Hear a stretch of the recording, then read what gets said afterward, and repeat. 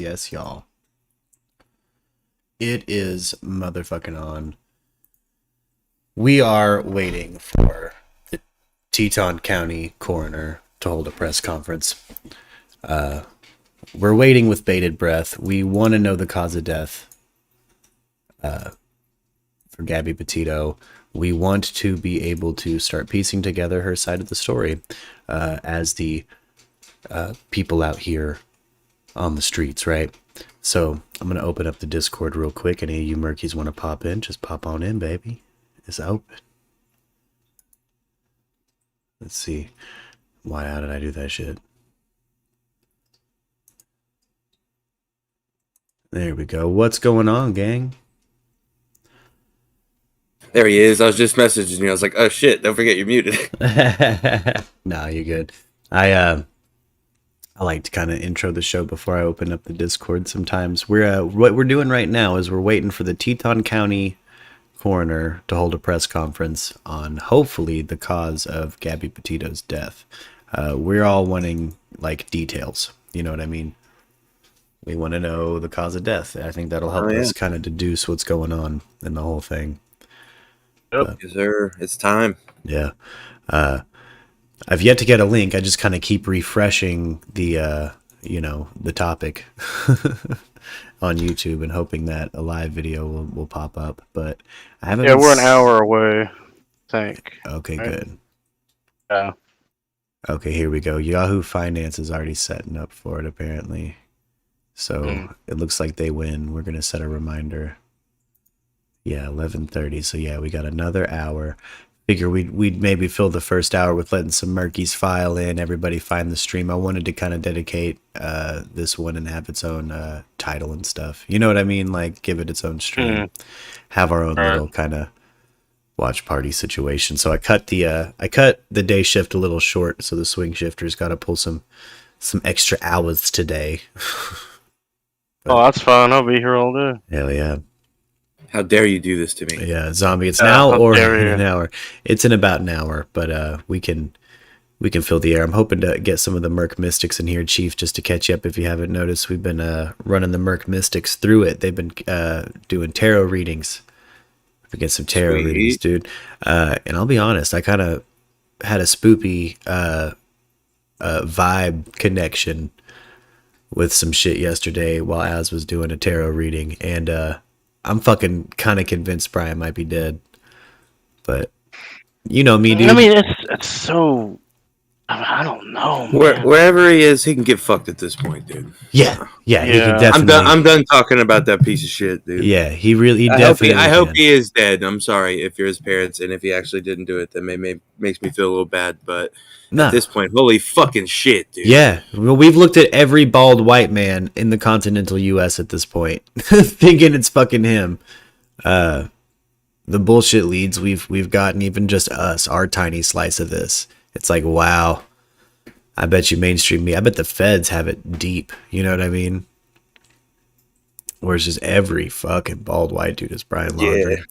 But today is kind of, again, this is more, we're going to hear from the Teton County Coroner, and it's kind of juicy because the feds said they're not involved. And Shane just shared a tweet in the Discord that almost makes it out like this is an OJ level fucking miscommunication between two different branches of an investigation, and it's turning into a fucking shit show. So circus for sure. Yeah, big circus, big fucking circus. And it all, honestly, in my opinion, it all started with Bertolino just being incompetent in the position that he's in. He, real estate lawyers shouldn't fucking be in this. And now we got to hear a fucking press conference from a county coroner while there's a federal investigation going on. And it sounds to me like the feds have probably said, hey, we really advise y'all against that. But, a county can just say, fuck it, we're doing it. You know what I mean? It's my fucking county. I'll do it. Right. Yeah. We gon' Well, it sounds like they're probably doing it for attention. I think they're trying to cash in on this, like a lot of other people have, and they're like, "Well, this is our moment to be on TV, and everybody watches us, and we're gonna be on the news." Yeah. I think I kind of feel like that's what they're doing is, Yeah. you know, just kind of taking a slice for themselves, if you will, as bad as that sounds. Yeah. Yeah. Well, you know, dog. That's Chief. We also reached an official opinion as a channel on dog. He's a hack. He's a hack. He's still probably racist. He's still racist. It took you that long to figure it out, bro? Yeah, it took me that long. He's still racist. Murky, come on, dude. That dude is a hack, bro. Yeah, we had to. And I love Dog. Dog is funny as shit as an American entertainment icon. Yeah. Dog is a hack, dude. He runs a show. Yeah. Yeah. We've all kind of taken Zimmy's position at this point, which I hope Hold on.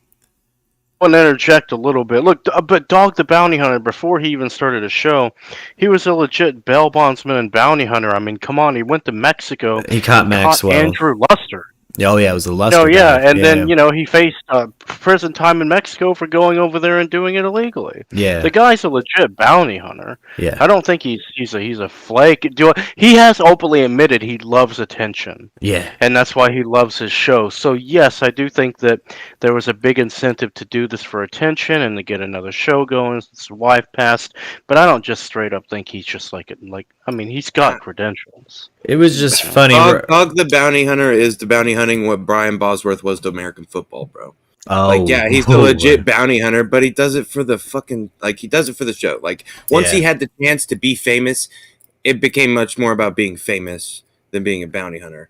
Like, I don't know. Like, I get what you're saying, and like I said, Dog can do a job. If you need Dog to go find somebody, Dog can do that. There's a fucking 100,000 of those people in America. Dog just got really famous because of his look and get up and his situation and how he rolled. Yeah. Which is fine. People get famous for less. I'm not saying I disrespect Dog. I'm just saying that I always thought it was kind of obvious that Dog is about the money and the time. Yeah. JT in the chat real quick. You know, us Murkies are a little, we're kind of well read and we're sticklers for semantics. So unfortunately, tarot is a physical thing you can go get. It is, in fact, I was gonna say tarot's very real, dude. I got cards in my house right now. Yeah, yeah. You're gonna tell us those don't exist? Are you saying magic doesn't exist? Again, stickler for semantics. If you're gonna come in hot, have some substance. But yeah, there's a like. Look, he was canceled for being racist initially, and there's a new lawsuit open, Chief. I don't know if you know this about. It's all over him being racist. It's a breach of contract. It was specifically in his contract that he wouldn't use racist or homophobic slurs on set, and he did. And there's like $1.5 million fucking suit. You know, and us Murkies draw that line at racism, so we're done buying his shit. We think he's definitely in it for the fucking clout for sure. But that's, you know, like I was saying episodes ago, like that's just how you play the game. You know, that's part of the game. Hell yeah, dude. You know, is doing it for the attention. Bad attention's better than no attention if you live for the attention. Mm-hmm. So is he a legit bounty hunter? Yes. But what if Boba Fett was hella racist? Fucking Boba Fett, dude. Don't you dare drag Boba Fett's name into the mud. Racist, I did. Intergalactical bounty hunter. Yeah, that makes sense. I did drag his name into the mud. What a rough world for Boba Fett, dude. If he was racist, that would be shitty, dude. You gotta be bad at bounty hunting and racist, because Boba Fett again is on screen until the Mandalorian. He's bad at bounty hunting. Name one bounty he caught on screen. Just like driving. Name a time he bounty hunted someone not Jedis on screen. He didn't. But he didn't. He wasn't even. No, his bounty was for Han Solo, and he didn't even catch him. There was no Jedi in tow. Darth Vader showed up and fucking did it, cucked him out of the bounty, and had Lando help him. Like Boba's shit. Okay, so and then he jetpacked straight into a Sarlacc pit.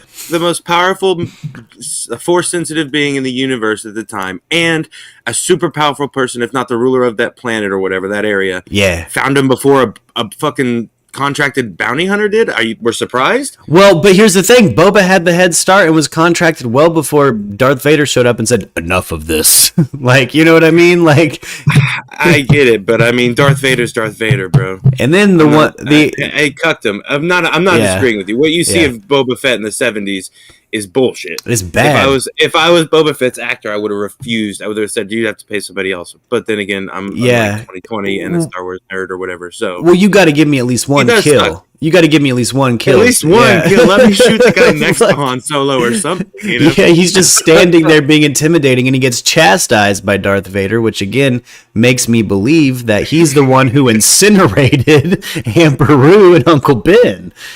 Which obviously pissed Vader off and wasn't what Vader ordered. Like, and no incinerations. Like, I can't get over it, you know? But yeah, there's a, yeah. OJ's like, my bad, I'm new here. Yeah. Yeah, we still love you. You can absolutely not believe in magic and hang. But yeah, stickler for semantics, coming hot, you gonna get it hot. Man, I kind of dig this dad bod Boba Fett that's in Mandalorian. You know, he's meant for you to dig. You know what I mean? He's meant for you to really enjoy, and that's cool. Like, I'm glad we're kind of redeeming Boba Fett. Like, he could use it, dude. With the extended world, because that original series, like it took me breaking it down, like watching a compilation of all the Boba Fett on-screen appearances from the original trilogy to be like, this guy's a hack. It sucks, bro. It sucks. And then he fucked him. They were like, he's the best thing ever. He's a Mandalorian. Dude, sucks, bro. Luke's straight throwing front kicks. Meanwhile, he's jetpacking his own jetpack into a Sarlacc. Like in the background, like, holy shit, you're not ready for this, Boba. So yeah, I think they kind of make it out of the Mandalorian like that was just a hella bad week. That was just Boba's worst week. You ever had one of those days? Have one of those months? Just one of those full ass weeks where you're like, man, I can't do shit. My fingers don't even work, dude. That's had one of those lives where you're just a hack, bro. Yeah, there's been plenty of albums. It's like I gotta push it back another week. Why? Because the mixing process, I'm retarded now. I've become stupid. I forget become stupid. My fingers don't work anymore. You know. Oh shit! Arianthe says if she bumps into Brian Laundrie, she gonna bust his knees with her trekking poles. She gonna hit him with the ski poles, boy. She get that carbon fiber. Give you some fiberglass in your fucking skin. Andy's gonna whoosh, you hear through the wind. Fucking man. No, I would absolutely put my whole hand in dude's mouth just for the amount of time he's occupied on this channel. Brian Laundrie. Because yeah, I'd rather talk about Boba Fett being bad at his job sometimes, but this motherfucker keeps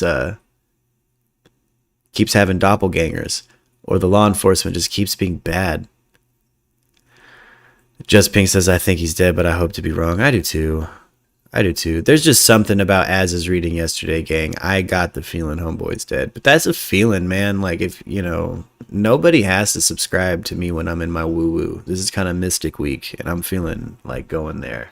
I want to spirit box Gabby, y'all. Like, we're gonna get it with the supernatural content. It's October. You know what I mean? What better a time to have that energy than this month? Wow. I can't believe Yahoo Business Live was the first people to actually fucking set up a live stream, like, countdown situation for this live stream. Like, and they got this like hella live, laugh, love shot from Gabby's memorial. And I'm sorry if that sounds callous. It's just, shout out justice for Gabby. I don't know. I'm not using that font. You guys don't use that font when I die. Please don't make some cheesy ass shit when I die. Make cool shit. Draw like a UFO boofing an ecstasy pill or something. I don't know, dude. Like, draw an alien or I don't know. Don't do that shit. Don't give me the live, laugh, love font, guys. I will fucking haunt you. I'll use every bit of my ghost powers to haunt you if y'all eulogize me with the live, laugh, love font. Be so mad. Oh, well, let me go ahead and delete that file off my computer. Oops. Already had your eulogy written up, bro. Everyone's silent because they're typing. They're like, well, we're just changing some stuff real quick, man. Oh, yeah, Lux is back at work, y'all. Garrett Lux says hello. She's holding it. She's holding down the chat from work, which is good because this morning was rife with the fucking trolls. But you know, was it a trolley AM, bro? That sucks. Yeah. Anthony, I hope you haunt me. Yeah, it was in my wedding vows to my baby mama that when we died, we'd protect each other with. If one of us died before the other one, we'd protect the other one with our ghost powers. But yeah, I got all y'all's back. I'll haunt the piss out of all y'all, especially if you use that live, laugh, love font in my shit. Do not host a funeral for me with the fucking cursive live, laugh, love font. I'll burn that venue down as a ghost. I'm talking the impact font. Do something. Give me some. I'd rather have the green. Wingdings. I'd rather have wingding. Bitch, use Comic Sans before you use the live, laugh, love font. Please. Please. Make everything about me look like a fucking meme. That'd be hilarious. Y'all troll my family when I die. All the photos submitted of me are memes made of me. Be fucking hilarious. Oh. But yeah. I watched this show. I don't know what show it was. I can't remember the name because I was really stoned. But there was a skit in it where it was like he got canceled because he had the dude got canceled off a show because he had a show that was just people falling out of coffins. What? And it was, I'm not gonna lie, it was so funny. I literally almost want to do that at my funeral. It's like fuck that shit out, so I fall out of the coffin, dude, and just watch everybody shit their pants, dude. It was so fucking funny. I'm pretty sure it was fake. It's got to be fake. Like, there's no way, but it was so fucking hilarious. If you offered a living prankster like that as a funeral package to pay up front for, I bet you they'd do it just to have one last prank ready to go. You know what I mean? They're like, this one's for me. This one's for my spirit, guys. Wait up, this one's for me, dude. Beyond the grave prank. Yeah, this one's for sweet baby Jesus. Like, oh man. Oh shit, Garrett, let it rip, dude. Let that fart fly, dude. I've been really fortunate to not be too gassy on stream, which is nice. I don't know fucking how I'm the gassiest human on planet Earth. I'm convinced. Like, I sound like Miranda sings most of the time.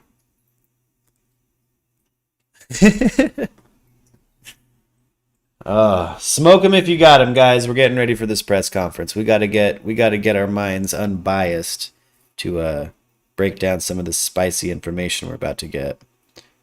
And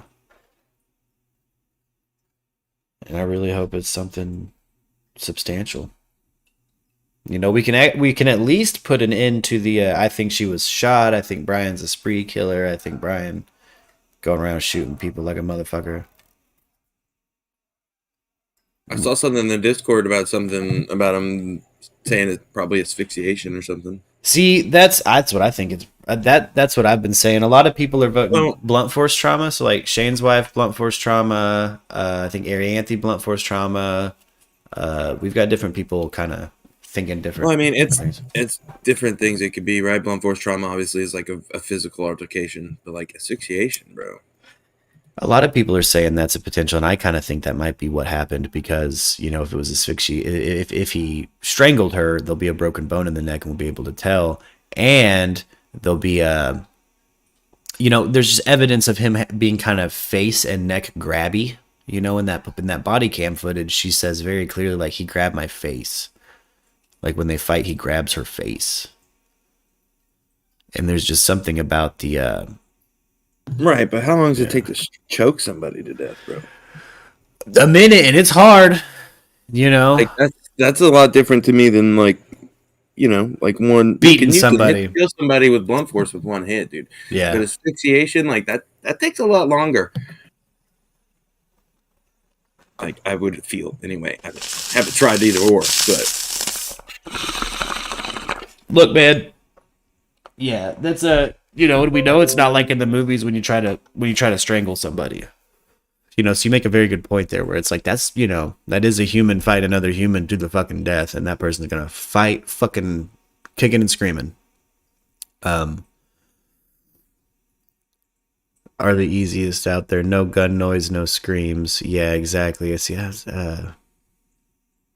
less than a minute. Untrue. Fat Richard. We got 42 minutes left until the press conference. We got a little timer on screen here.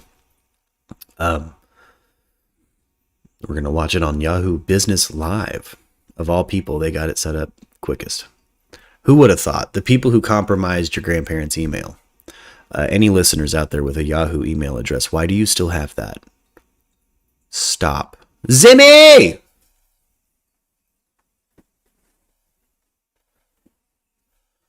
We got Zimmy in the house, boy. I missed you, Zimmy. Yo, what's up, guys? Oh, nothing much, dude. We got a press conference happening here in about 40 minutes. But fucking, man, how have you been? Good, bro. I was in Switzerland, bro. I had the gig. I told you. Oh, that's right, bro. How was Switzerland? Oh, shit. Good because I got some money, but I don't like Switzerland at all. But... Oh, gotcha. Decent club scene, maybe? Good paying gigs? Yeah, not the best, but at least was like more than 1,500 people, so yeah. Good. Hell yeah. Bro, 1,500. 2 years, bro. 2 years. Here was everything closed, bro. Everything. Oof. Man, I bet that felt good. 1,500 people, boy. Yeah. That's a good time. 1,500 people. 1,000. Yeah. 1,500. Yeah. We would say 1,500 sometimes as a short term here in America. Okay. Yeah. We're lazy sometimes. Yeah. We'll yeah. Yo, what happened to dog, bro? What happened? Okay, so we did a stream. You probably saw the title of it. Is Dog the Bounty Hunter problematic? And the Murkies en masse have agreed with you, Zimmy. Dog the Bounty Hunter is indeed problematic. Zimmy, we dredged up information. I dug up the transcript and we listened to a bit of audio of the first time he was canceled, right? So there's a leaked phone call between him and his son where he straight uses some big words. He uses the N-word with the hard R. Yeah. And he talks about how he openly uses it and he doesn't want to be canceled over it. Cut to now, a lawsuit has been opened from his new television production because he's been shooting a show right now, Zimmy. A member of the staff, he's being sued by the production company for violation of contract for using the same slurs. So we've decided Dog is problematic and probably still racist. His apology read like this: I thought I had a pass because I'm Apache. He thought he thought he could use racial slurs because he's Apache. Now, yesterday we had Lux on stream all day. Lux is Creek Native American and, she's African American as well. And she's like, no, it's not okay. And everybody kind of unanimously agreed. Yesterday was Indigenous Persons Day, and we had a lot of indigenous people of indigenous descent who also agreed that just because you're Apache does not mean you can just say the N-word. Yeah. Yeah. Come on, somebody say, since I am black, I can say you can say since I'm Jewish, I can say fuck Jewish. No, exactly. You can't. And he was, especially if you are a native, you should be by the side of the opposite side. You should be one of those that should be against any discrimination by color or race. Exactly. You should be the first example of like fuck racism. Fuck, Yeah. you should be like the most like. Yeah. Yeah, bro. Yesterday I was talking in Switzerland, bro. It's like those new movement. Also in Italy, you know what happened in Italy? Like 2 days ago, they had this anti-mask, anti-vaccine meeting in Rome. Like gathering. Also, Oh shit. yeah, also the singer from 22nd to Mars, he was recording something for Gucci in Rome, and he did record. So they went to crash with the police, and they went to the syndicate, and they destroy the most oldest syndicate building in Italy. Whoa. But these are like fascist people. So now they want to ban this kind of movement here in Italy. They are discussing, but this how I can say the extreme right politician, they are saying, no, there wasn't like political, it wasn't like you think, it was just because people was angry. Like they have swastika. Yeah. with Yeah. them. I pulled up some photos Racist. from Rome of what you're talking about. Yeah, Yeah. it looks like Jared Leto was tear gassed unintentionally in Rome. Yeah, but he was over there. He was just filming. He was he was in Rome because I think he's like was recording something for Gucci. You know, he's Doing that. frontman for Gucci. Yeah, doing that model stuff. He Yeah. said, but man, there was like crazy all these fascist people, bro. Like you never think in Italy it can be still fascism. You know, Italy had some problem back in time with that. It's like in Germany, somebody pull up the Nazi. You know, it's Yeah. not good. Yeah. There's yeah. People here are stupid, and you know, bro, the most oppressed people, like the normal worker, they supporting fascists. Like really? Ooh. Like the That's how world it's is going here. changed, bro. Like, Yeah, we have some weird shit popping off in the university that I used to live near. I used to live near the University of Arkansas, and we have liberals that have gone straight fascist as hell over there. Like straight up wearing communist stuff. I've seen like some really fascistic behavior out of like the liberal and the right around that college town, and that shit's bizarre to me. Like bizarre. And yeah, it looks like it. I mean, it looks like the violent kind of right wingers showed up to protest vaccines in Rome. Like there's a lot of fucking people. yeah, it was- yeah, I know, but like I can understand what you can be against something, but you don't go hand by hand with fascists. Exactly. Like since I'm against something, like here they raise up the gas, the petroleum price, you know, the gasoline price. But that it doesn't mean if I go to protest, I go hand by hand with Nazi and fascist. You know what I mean? Like, Exactly. fuck that. I'm Exactly. protesting because I believe in something. What the fuck you doing here? Like I don't Yeah. agree with that. Yeah. You know, so they trying to want to fool people. Like Yeah. you see, we are by your side. You know, we are under control. Like this like they think in Italy is communist people. Like really? Yeah. People were holding up the like the badges they used to put on my people in World War II at this rally, trying to compare the vaccine to the Yeah. tattoos they would put on Yeah. concentration camp prisoners. That's fucking crazy.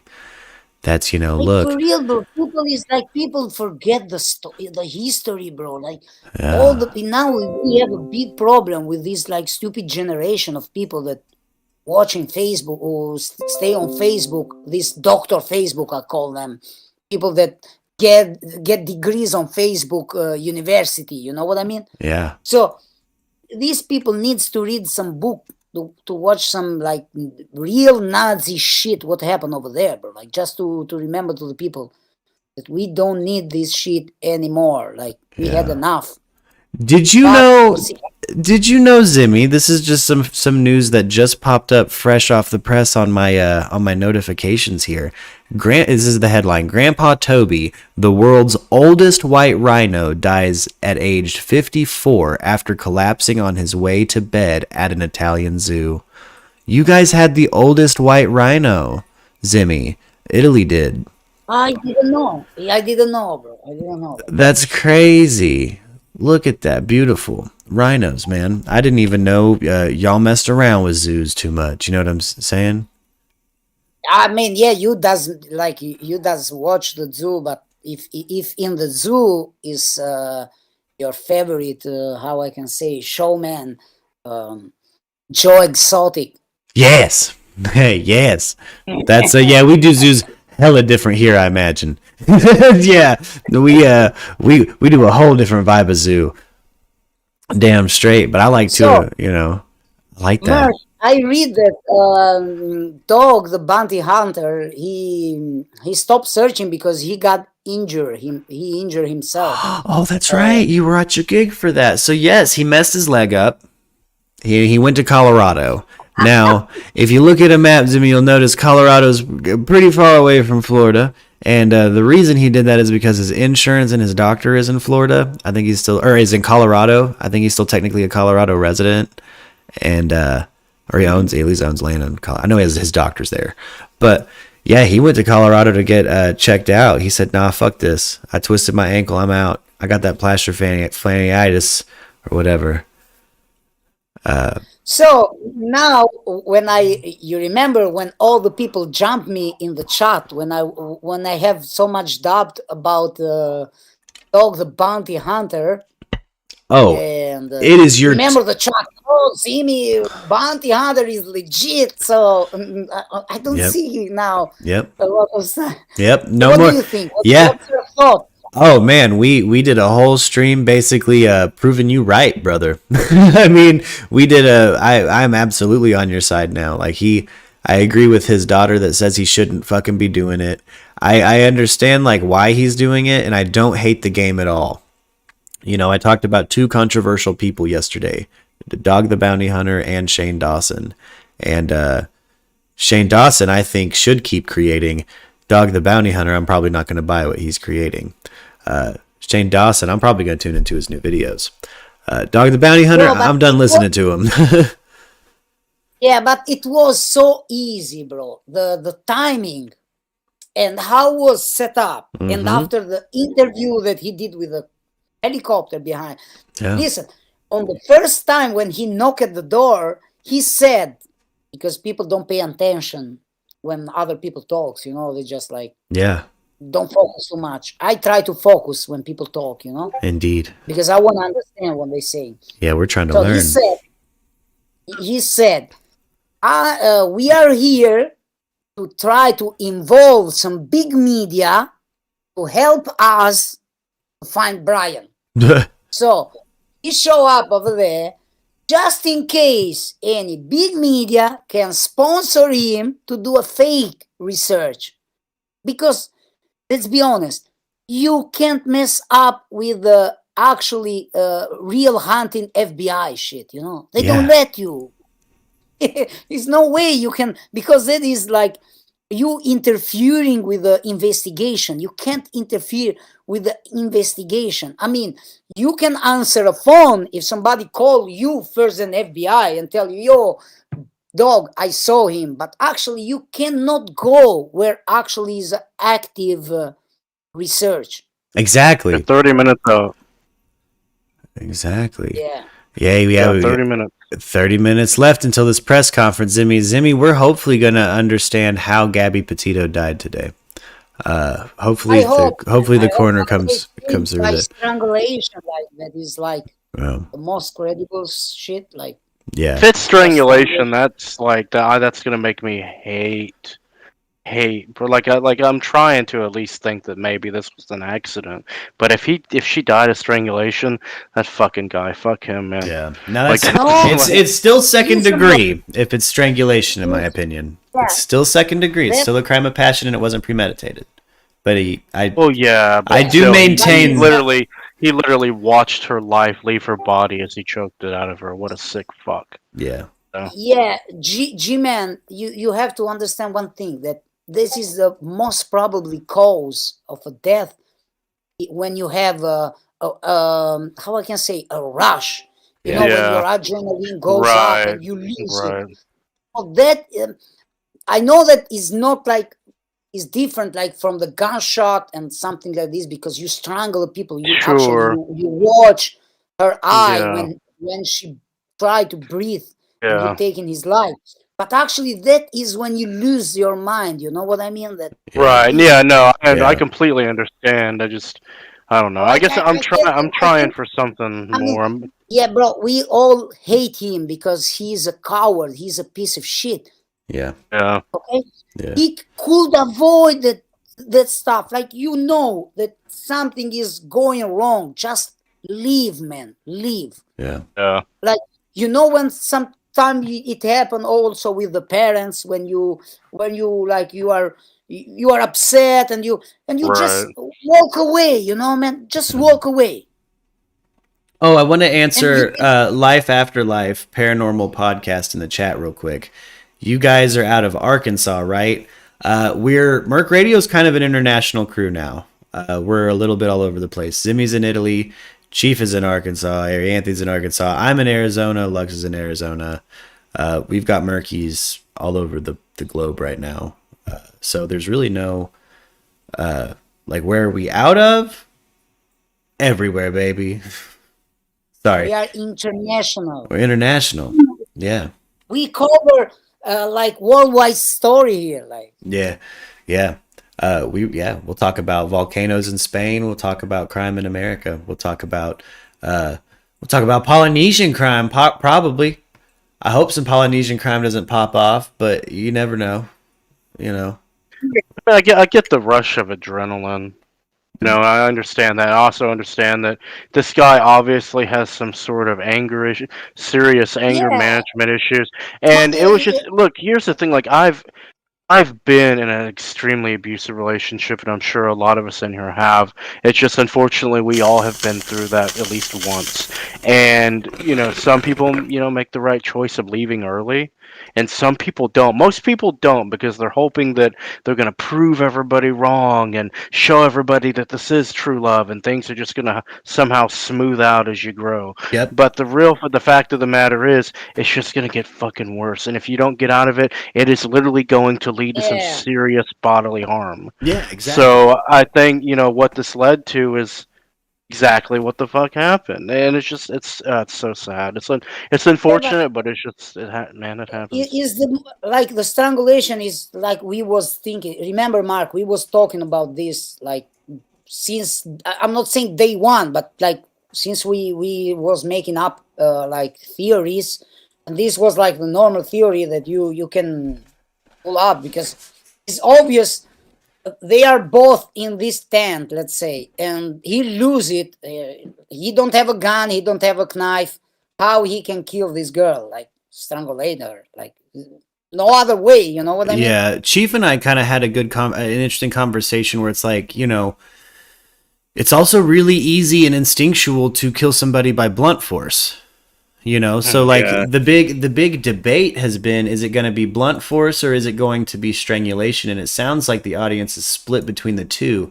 And honestly, both seem pretty valid, and like both have been as an Yeah, example of crime of passion in second degree Right. murder cases. true, true. You know, Mhm. but And Mark, I want to say too that this guy is not about anger issues. Even he don't have anger issues, it can be jealousy. Remember the theory I had? Like, Oh, okay. yes, with he was Rose. friends with Rose. It can be Yeah. like jealousy. He was like just jealous or other stuff. You don't know what's going in the head of these kind of people. Yeah. Since he is like a solitary guy, you know, he wasn't like a lot of. Does this guy have any friends? Not Do really. Yeah, I mean, nobody that's coming out like, you know, Gabby did. Gabby reached out to people. It seemed like he was a lot more, you know, introspective. Now, nobody take that and twist that into he's a fucking psychopath, because just No, because I don't think he's. He made a good point about the jealousy. yeah, Because there was that whole he was very controlling and jealous in the fact that Gabby and her friend yeah. Rose would That track each other on GPS or something to make sure they're okay. I can't remember the story. And then Brian made her turn it off, and would grab her phone or would lock her out of the van and stuff. He was very cruel to her when he knew that she had abandonment issues exactly. for some reason. So I don't. Yeah, man, I'm it's feeling like he's a loner, man. Yeah, I think he's definitely Yeah, a but loner. Well, and here's the even thing. he's not. Go ahead, Mark. I want to say this. Yeah, even he's like not a loner. I'm saying, you guys, also, or like when I was young, sometimes you go like in a club and somebody mess around with you and somebody try to bully you, you lose it and you punch somebody or you do that. It can, this stuff unfortunately happen, Yeah. especially if this the is blunt force. combined with jealousy, because Yeah. I think that was like this kind of weird relationship they had. This guy, let's be honest, Baldo Baldo is not like a really good looking guy. She was like beautiful girl, you know what I mean? So Yeah. for him, she was like Claudia Schiffer, you know what I mean? If like, Yeah. let's say if Mark Yeah. like is dating Claudia Schiffer, and that is like, oh shit, no, I want you to keep for me, you are mine, you know, stuff like this. Especially when you are young, it happened in your head. Yeah. And this guy lose it. I think he lose it. Like, Yeah, that actually touches on what I was going to speak on, which is, we've seen plenty of examples, and everybody who's been in a toxic relationship has probably seen this play out, where you isolate yourselves for one reason or another. True. You isolate yourselves from everybody but each other, and you just keep feeding each other toxicity until it fucking especially explodes. when you find a person that wants to keep control on you, the first thing that they do is make a limitation of your friendship. You know? Exactly. They try. So let's say that you usually meet your friends once or two in the week. He's gonna try to make stuff that you cannot meet them. You know what I Oh, mean? yeah. Or he's gonna set up stuff like, oh, today I go with my girls. No, we go another place. You know what I mean? So he tried to control, and I think this situation was a type of that, because remember, guys, they was fighting 3 days before he killed her. 3 days in a row, they've been fighting over the phone. So in my opinion, she had something in the phone that escalate the situation, Set him off. to Yeah. like a murder. Yes. How to fix can't type on Windows 11 search bar. Oh. So, no matter what he is jealousy or controlling, that's probably pretty apparent.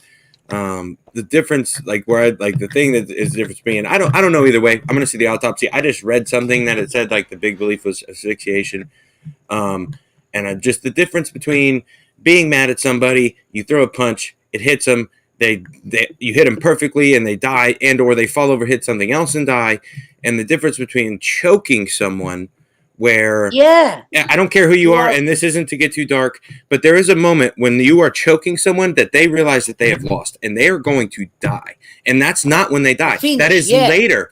So the difference between hitting someone once and then being like, oh my fucking god, and literally sitting there when they're past the point of no return in the fight and are like at one way or another pleading with you and denying that is like totally different to me. I know it won't go down different in the charge, but from a viewpoint of someone who had done something on accident and or not, that's no accident. Yeah. You know what I mean? You can choke someone almost to death on accident. I firmly believe that. But it takes a lot to strangle somebody. Yeah, but that is no accident. We've been told this since day one. That was like he lose it.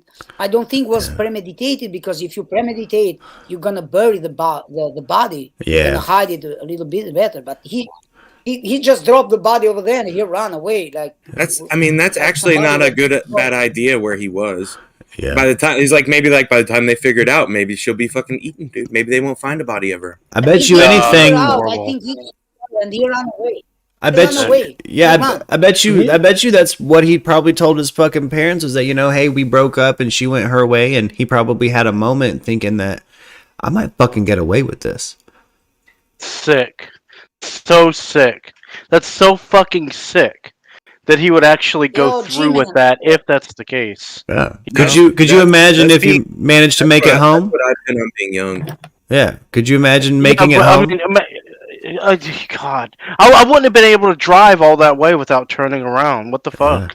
Hey, once you get a week deep and you're still partying with your family, I bet you he had a moment of fucking thinking he had fucking pulled it off. until those fucking messages showed up from Gabby's mom, and I bet you he still played it out like, I don't know, So, and then ran away. For him to go through with it like that, and I was at least trying to hold out hope that maybe this guy just freaked out. But if he went through doing it that way, the guy's just a sick piece of shit murderer, in my opinion. I want to deserves to die. I want to answer Mark on Facebook real quick. Mark McDowell says on Facebook, "You think parents found it odd he came home with her van, though?" No, I don't think they found it odd because he probably gave an excuse as to why he had it and she didn't, and they're going to, Yeah, give him the van. Yeah, again, I don't know their financial situation, but I do know that they probably argued about money. I mean, that's a speculation I have for sure. I about said I know that for certain, but I don't. I would imagine they argued about money, and that kind of tracks with the MO of him pulling $1,000 out of her bank account, which was just in her name, but probably had both of their money in it. They were a couple that were living in a van together. So I definitely think that he said something to obfuscate as to why he had it. Look, I just went through a divorce, and it was really easy to fucking turn the conversation away from my breakup. It's a lot easier than anybody thinks, like especially to your parents. A fucking legend. Yeah, there's like there's social cues that are still at play here that don't get thrown out of the board. Like the parents do not have the hindsight we do right now. Like then they didn't have that. They didn't know. Their parents, just like I'm a parent, and if my kid comes home driving her car and says, "We broke up, I don't feel like talking about it," I'm gonna give my Bubba some space.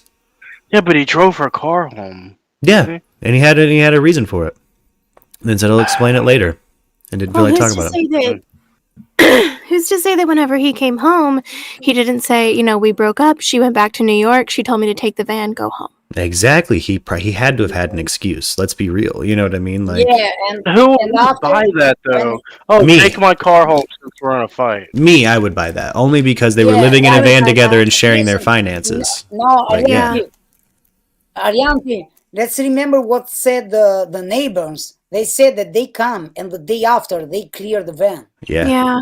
His family cleared the van with him. So Oh, yeah, he that's say really fucking same day suspicious. what happened, because you're not gonna scratch the van the day after, and he's gonna tell you that he killed her. Like, Unless and still, they would the do whole that thing though. where they cleared out their storage space, like what, a week before? they Oh, cleared everything. They washed the van. It's so strange the to me. neighbor said that Here's they the thing washed the van. here's the thing to keep in mind with the family scrubbing that van. What if he said, "We've broken up and we are selling the van"? Dude, No, I think you're no, reaching come on. too much, man. I really, that's too far. Like, number one, the fact, didn't he fly all the way back down on a plane to clear out their storage locker? To get more money week for their road before? trip. Yeah, to get more money for their road trip. That sounds so premeditated. Not really. It sounds like he was I getting don't more money for the know. road trip. I just went on a road trip and had to liquidate a bunch of shit, so it does not sound weird to me. It does not sound Who weird to does me. that, though? Who just flies all the way down that fast? Me. I don't know, maybe. Me. I would. Okay. Yeah, Like a I week would have ago. to. I have to. Yeah. He did it. Me. Okay. Like I just went through comparable experiences in all regards. Again, a breakup I was able to obfuscate from my family. I gotcha. Okay. Financial situations where you are tied to another person, so assets become confusing. Whose is what and who owns the entirety of what gets confusing when you have a long-term relationship where you live together. That's not weird. And I don't think it's reaching to think that he would come home and part of his lie is, I've got the van now and I need to sell it. Help me clean it so I can sell it. Because it's fucking set up as a fucking house right now. Yeah. And not as a van for resale. So, I mean, again, I've also had to flip a lot of automobiles to throw some money into a bank account because assets get weird when you're in a fucking breakup. Like, none of that seems weird to me if you By just the kind way, of... we have any guys? Are they still searching on the swamp? No, I don't think so. Oh, what they doing now? It would be stupid if they're still like what is the from Yeah. day one that was such a I don't know. Yeah, that Like, could have they- been a they- dead ass lead. Like that, all of these like actual Yeah. physical leads could have been totally bunk as fuck. Like he could be on a houseboat still, for all we know. You know that first picture that surfaced about a week, like a couple of days after they started searching the trail. Do you guys remember that photo of that random bald guy standing out in the woods, and it was a deer cam photo? That was the Dude, first. That was the first stream we did for him. Yeah, that was our first stream. Yeah. I still have a hard time believing that that's not him, because what are the odds that there's going to be some guy out there with a backpack that looks just like his out in the fucking woods close to his house, like early in the fucking morning. I don't know. That was a hard one for me to pass on. Yeah, I speculated for a whole 2-3 hours on that video. It's still posted. That shit hit like 23K. That video on the game cam. But I got to report on that early because a friend of mine is friends with the guy who had the game cam footage. So I woke up to it on Facebook, shared from dude who posted it initially. And he was pretty freaked the fuck out. But yeah, it turns out it was just a different transient. There's just a bunch of bald, fucking partially shaved transients out there, man. We spent fucking days on that. We spent days on that shit. I feel I've yet to be misidentified, so I feel privileged. Yeah, but like I said earlier, like there's, but I want to go back to like traveling cross country to liquidate things when you're moving or when you're going through a breakup. Special guest also just went to Arkansas and came back and spent a week. You know what I mean? Like sometimes you have to do that, especially if you're planning on a big move. And again, we know they were planning it. They were planning. It was written down. They were planning not only to continue their road trip, but have some kind of beachside wedding. So yeah, it makes sense that they liquidated their assets, and it would make sense that the family would be a little confused as to whose is what. And given the emotional, the volatile emotional nature of the situation, it's really easy to get your family to give you a break. It is. Yeah, Mark, remember, they start fighting 3 days before he killed her. And the coincidence is that they start fighting when Rose messaged Gabby and told her that she was nearby and they're gonna meet on Yosemite, you say? Yeah. Oh, the Zimmy theory. Yes. No, absolutely. See, I feel like that one might be out now, only because of some of the stuff that's come to light. Even she didn't have a relationship, like a love relationship with Rose. Just a friend to get away with. Yeah. Just a friend. And he wanted to keep her isolated from her friends. And they was like they can say like, oh, we start this trip together now. Why you want to go over there? We had another plan, stuff like this. Give me your phone. He was saying, fuck you, Baldo. I'm not giving you the phone. Who you call Baldo? He was saying like, what the fuck you call Baldo? That's they start fighting. Yeah, from the chat, they make a really good point. Grand Theft Auto was never pressed against Brian. He was registered to that van. Yeah, well, they're engaged. Well, no, his name was on the title with her. Like it was registered to the two of them. Like it was also his van. So like again, like did we establish how long they had been together? Didn't they say they met? Did they meet in high school? I don't know. Yeah, they were 6 years together. Yeah, 6 years. Yeah, together. I think it's okay. Yeah, damn man, that's a long time to be with someone. Yeah, 2 years she was leaving at his home. Yeah, I want to answer Sunbeam in the chat. Not only will we have it on in 10 minutes, it's already on, baby. See this screen I have popped up here on the stream with Gabby Petito and this teddy bear? That's the stream, baby. We're just waiting for it to go live. I didn't put that Live, Laugh, Love font up there. I just want to make that really clear to any new viewers. If I die, do not put the Live, Laugh, Love font on shit. I do not want to. I don't want to be remembered like that. I'm gonna do it just so you'll fucking haunt me. Go with the like black metal spider web crawl. Yeah. Yeah, make it look like a bunch of branches, just miscellaneous things scattered. It look like an old leather chair that's cracked a bunch, but it actually has got his name in there and shit. Yeah, like I just. I'm gonna write your obituary in wingdings and let everyone decipher it. Yeah. We'll play a game at your funeral. Yeah, but guys. Oh yes. After the stream of the coroner stuff, we're gonna do the bruschetta Toscana, okay? Oh. Really simple. We're gonna do the semi What? cooking I'm new show. to this. What's that? We do a cooking show when we have Zimmy for my lunch break, and we're gonna learn an Italian recipe. Now, here's the thing, guys. Just real quick, I want to hop over to ads because she was trying to get my attention for just a second. But before I do want to talk about the cooking show. Guys, I've learned some recipes that change the fucking game. Like fuck Rachel Ray, fuck HelloFresh. Cooking with Zimmy's where it's at. Master Chef Zimmy, dude. All right, real quick, ads. What were you trying to say? Sorry. Go hop over into Town Hall. I put a little something in there for you. Oh, I'm excited. Oh, For Brian Laundrie, Live News Coroner to give Gabby Petito I like autopsy that. updated mid claims. It was, let's see. Yeah, I like love that ads. Yeah, I like Yes. Hey, we're gonna get a shirt going tonight. We'll get a shirt. Hey, are live you putting tonight. up the live yeah, stream? I don't this is see it good in for Discord. sure. Am I putting up the live stream? Oh shit! I might not be screen sharing. Hold on. Y'all caught me You slipping. make that in black, like a black T-shirt with that on it. Damn straight. Okay, sweet. I need to get another thing that I'm gonna hopefully get as the channel grows is just some better editing software too, so that I can take designs from Murky's and better get them onto shirts. You know what I mean? Like things are just gonna slowly improve for everybody, and prices go down. That's the goal too. Like get all that merch fucking going down. That is fucking great. Hold on, I don't. It is, isn't it? Yeah, I can't get it up on screen yet because of the way I have things laid out, but we're gonna get this on a shirt as like now. And we are 8 Yeah. minutes away. Oh man, your man's might be getting a coffee mug with that on it.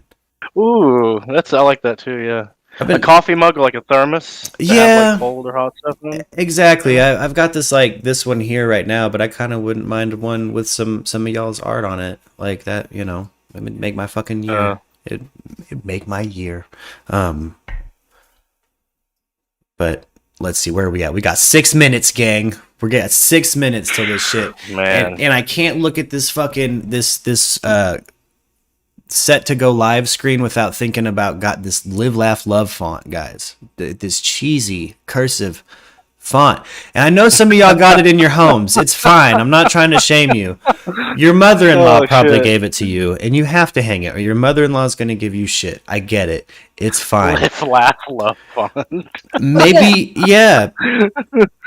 Yeah. Maybe That you, was great. you know, maybe you took your afternoon medication, you went to that Bed Bath & Beyond, and that Live, Laugh, Love font just jumped out at you that day. I'm not shaming you. I just don't want it on my shit. Right. Like, when I die, do Bro, not Mark, remember me like that. Yes, Simi. did you clear the bong, bro? I did. No, but show me. the water's already dirty today, so we've already got new life brewing. But I did clean it, and I'm gonna clean it again. I'm gonna clean it again I tonight. missed the cleaning bong. I'll do another one on the swing shift because it already needs it, and I'm gonna start following the murky advice of cleaning it once a And day. it lose value, bro, when you clean the bongo, because the bongo it have this mystic color on it, so it was like something pretty rare. It reminds me of the stuff they does find on the pyramid on Egyptian old stuff, you know. It was like My God, Zimmy is like a scientist of Yeah. bongs. He's like a deep philanthropist of bongs. Man, Hey, fucking everybody. Hell yeah. Allie's got me cracking up in the chat. Friends, Oh, family, it's- faith, Merc. lose all his value, bro. That was like you pull up that bong and somebody give you like a really big credit, you know. Yeah. Now you pull up this clean bong and it's like, what is this? Like this. Who is this newbie, guy? like Yeah. this bong newbie, you know, like this is a newbie. Yeah. Like, come on. Like, He doesn't smoke. Yeah, it no longer reflects how he black was my a heart is. OG, bro. He was a Yeah. bong OG before, and now You look got to keep those stains in there, man. Now I look like a baby. I look like a day one when I first got it. You know, it still left a pretty gnarly Yeah. ring in there. This thing was fucking gross, man. When I went to clean it, I was like, I was pretty Pretty ashamed. All right, I'll be right Yeah, back. I'm going like- to take a restroom break before this briefing. Right on. Are you? Are they going live It yet? said you. Three- In 4 minutes. Yep. We getting close, baby. Pop this back over Man, to that grid view. bong, bro. I could pay like 1,000 euro for like a real bong like that, bro. Like now, this one, bro, doesn't value. I can give you $2 for this one. Yeah, it's no longer cast iron. It doesn't look seasoned. Somebody asked Yeah. if my hits taste less seasoned. I'm like, yeah, they do taste less. It tastes sterilized. Tastes healthier for sure. And Like I was the old one, bro. It's like you can pull up and make up story with the old one. You can make up some theory. Like this was used by Tutankhamun back in time, and Yeah. I got it because like, you can make up a story on that. You know what I mean? now you can Now you actually can make up shit with this one. yeah, now you can actually this see is the label on anymore. it. Because it's from a place called Yeah. Moon Smoke Shop here in downtown Tucson, Arizona. It's kind of an old head shop. It's been around, I believe, since the 70s. Yeah, But I love they it. could give you like at least $1,000 for the old one. Oh, The man. one that was like super dirty. I'll sell it to a museum for a whole trust for my kid. That's a whole trust fund. Yeah. Yeah. The old one had hieroglyphs in it. Before I cleaned it, there was a civilization Like- that grew inside of it, and they had their own language, and they left things behind. But I scrubbed that shit. They're gone now. And listen, bro, Mm-hmm. like the old bong you are the dirty one, you know. Like in after 1,000 years, they can say it was like this old nerd streamer that used to smoke this one. It was so called Merc. Know what I mean? In Yeah. the museum. This Hey, bong was yeah. used by Merc. 8-Day Tripper says bongs don't make history because our dumbasses break them, and I want to agree with that. Y'all's dumbasses do break them. I don't break shit. God damn it. Except my friend JoJo's pipe once. Okay. Except my friend JoJo's pipe once. Okay, Chief, I heard you cough in. But Okay. I still blame inebriants. Oh man, that hit choked me up. You guys don't hear me get choked up all that often. Yo. Mm. Well, Foxhound vapes THC oil. So Chief, but we got, let's see how long we got. We're just waiting on the press conference now. It should be going any minute. I'll reload the page. Reload. No, we still waiting. Someone printed out that poster too. That's not from Gabby's family, baby. Somebody chose that Live, Laugh, Love font. Made that. That's not related to Gabby. And while I appreciate how beautiful humanity can be, sometimes the people leaving Yo, Alfred, leaving that cheesy what kind shit. of tea is that? Is that Oh, that I have? Me? Oh. no. That's right.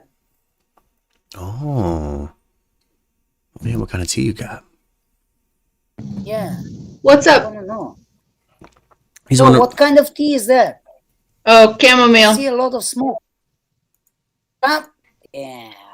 Ooh, a good chamomile. Yeah, that's always a Chamomile good time. is like the cheapest version of the weed, you know? Oh They yeah. actually don't want to smoke weed. They take chamomile. Hey, WFLA is live. Oh. See, they didn't set their stream up quick. This is why they have technical issues, baby. I'm learning. You guys are learning with me. We're learning how to be a radio station. Let's do All right, this. let's Don't. Up to the podium. Oh shit! It's giving me a Star Wars ad of all the time. Here we go. Concluded. Shit, it's time. I don't want to be the big picture. Oh, here we go. Bam. We were looking at your tea. Sorry. As of right now here, folks, we understand this is Dr. Brent Blue. If Can you look guys hear the stream in right Discord? there in the bottom left-hand portion of your screen, you will see that mute icon. People who are very Zoom savvy know that he has not unmuted himself here yet. So perhaps waiting just another moment here, but when he and I think he's now going to be muted or unmuting himself here in a moment. and you'll see some of the chat come in here as well. He's Again, telling it's a raw Zoom call, but really, again, we're all listening here for Well, the autopsy. thank you all for joining us. I am Dr. Brent Blue, Here Teton we go. County, Wyoming coroner. After a detailed investigation by our forensic pathologist, our anthropologist, and local law enforcement, with assistance from the FBI, the Teton County Coroner Office is filing the following verdict in the death of Gabrielle Lenora Petito. We hereby find the cause and manner of death to be the cause, death by strangulation, and manner is homicide. There it is. By Wyoming Holy state shit. statute, no other information will be released about the autopsy. The only thing that is released in the state of Wyoming is cause and manner of death. I think they said they can't hear you. Just 1 second. It's like us doing this show. Yeah. Lux is like, they say they can't hear you, baby. Hold on, turn that shit up. Jesus, Thank you for dude. joining us. Sorry about the audio Jesus. issue. I'm Dr. Brent Blue, Teton County, Wyoming coroner. After a detailed investigation by our forensic pathologist, our anthropologist, and local law enforcement, with assistance from the FBI, the Teton County Coroner's Office is filing the following verdict. In the manner of death of Gabrielle Lenora Petito, we find the cause and manner to be cause, death by strangulation, and manner is homicide. By Wyoming state statute, only the cause and manner of death are released. Their autopsy findings and photographs and that sort of material is not released by state statute. And I'll be glad to entertain some questions at this time. What's your favorite wax for your head? Hi, Brian. This is Alex with the News and Guide. Can you hear me? Yes. I'm curious whether you're able to pinpoint a date of death and when, and if you know whether or when Gabby's remains will be returned to her family. The remains They strangled returned to the mortuary here, and the mortuary is dealing with the family at this time as far as the disposition of the remains. As far as the time of death, we are estimating 3 to 4 weeks from the time that the body was found. That is actually determined more by law enforcement folks than our office.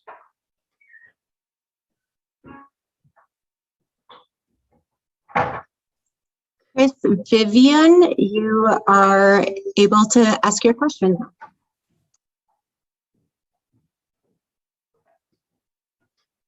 Sorry, their audio's fucked up. What's the question? I didn't hear a question. Yeah. They ain't even got him monitored. He can't even hear the questions. Chris, I believe that you are muted. If you can unmute yourself. Okay. If you're a client, John Walsh the from president. In Pursuit with John Walsh on Discovery ID. Dr. Blue, thank you for your time.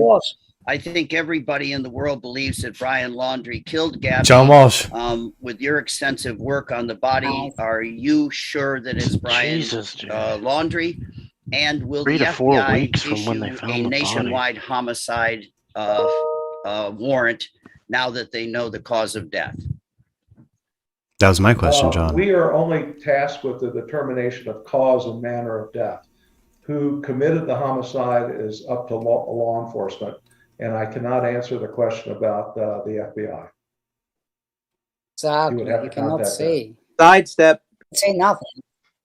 Jeremy Kopus, you are now allowed to ask your question. Yes, hello, doctor. If you could please, can you comment on any other bruising, maybe on the body that possibly was healing, possibly older bruises or cuts that might have been healing over the last couple of weeks? Bitch, it was outside for weeks. What a stupid By question. Wyoming state statute, no other information about the autopsy is released. No way. Just the cause of death.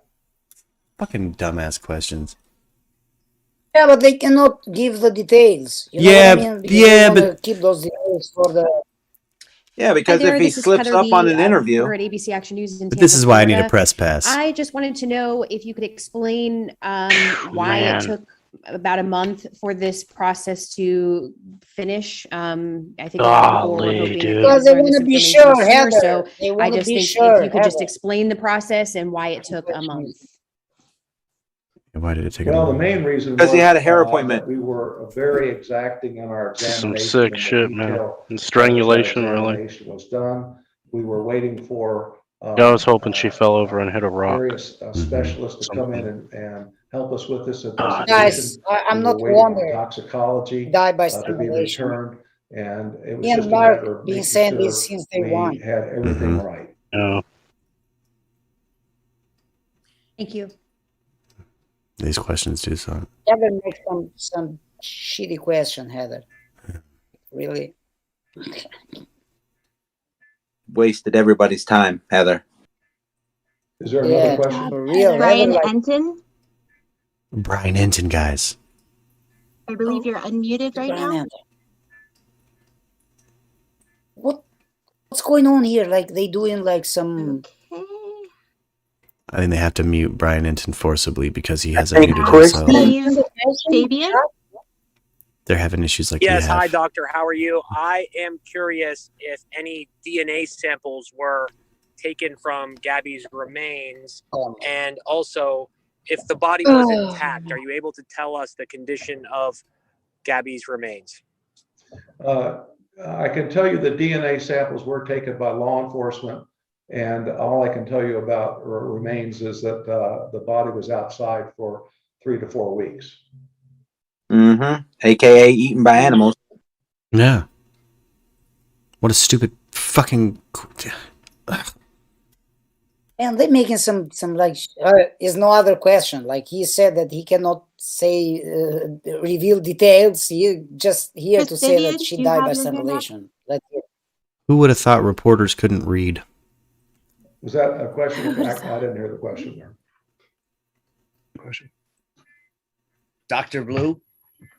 Yes. Yeah, they did It's live John after Walsh that. again from In Pursuit with John Walsh. 2021. Here he goes again. You will This sim probably call be is the kinda most ghetto. important witness at the trial. And I asked you before how confident you feel that Brian Laundrie, and they use the semantics. He was a person of interest. I'm old school. He was the only suspect ever. And I love John Walsh. I just wonder, you're going to be the most important guy at the trial, probably. Do you have any doubts it's Brian Laundrie? Yeah, but he cannot talk now, John. I can't make any comment about any suspects because we are not involved in that part of the investigation. We are only involved in the investigation of the body of the deceased. So, who committed the homicide? We could unicorn. No, really John be Walsh determined is by law enforcement. hard on that, man. Right, but I Stupid, thank you bro. for your hard work. And I always say in so many cases I've been involved in, let the pathologist and the coroner do their work no matter how long it takes. So I think you've probably done a really good job on this case. Thank you for your John time. trying to plug himself. Yeah, John Walsh is making some promotion to his show. I'd be Yeah, shouting. he's I'd be like- shouting out the Murkies. You better believe it. I'd be like, MURKradio, Diaper Daddies, woo! It would be different if he was doing that, but he's like, oh yeah, I definitely understand how Dog's they definitely question. give you all. Specific manner of death. Where's Dog's question? In the state of Wyoming, Yeah, there where's are Doug? 4 possibilities for Hold on, what's she any at? manner of death. They are homicide, suicide, accident, and natural. And those are the 4 choices. When we do an investigation, we look at the crime scene or the scene Yeah, of but death, Michelle, he's asking stupid the shape questions. of the body, the condition of the body, and findings at autopsy and toxicology. And that is how we arrive at the manner of death. So it really depends on lots of different circumstances. Dr. Stephen Fabian again from Inside Edition. Can you tell us if the body was buried when it was discovered or if the body was on the surface? Nice. This is a good I question. can't tell you that. Yeah. That's would be something you'd have to ask the FBI because we're not They allowed can say this to release detail. that They're going to information. use it in the trial. See? Mm-hmm. The question was good, by the way. Yeah.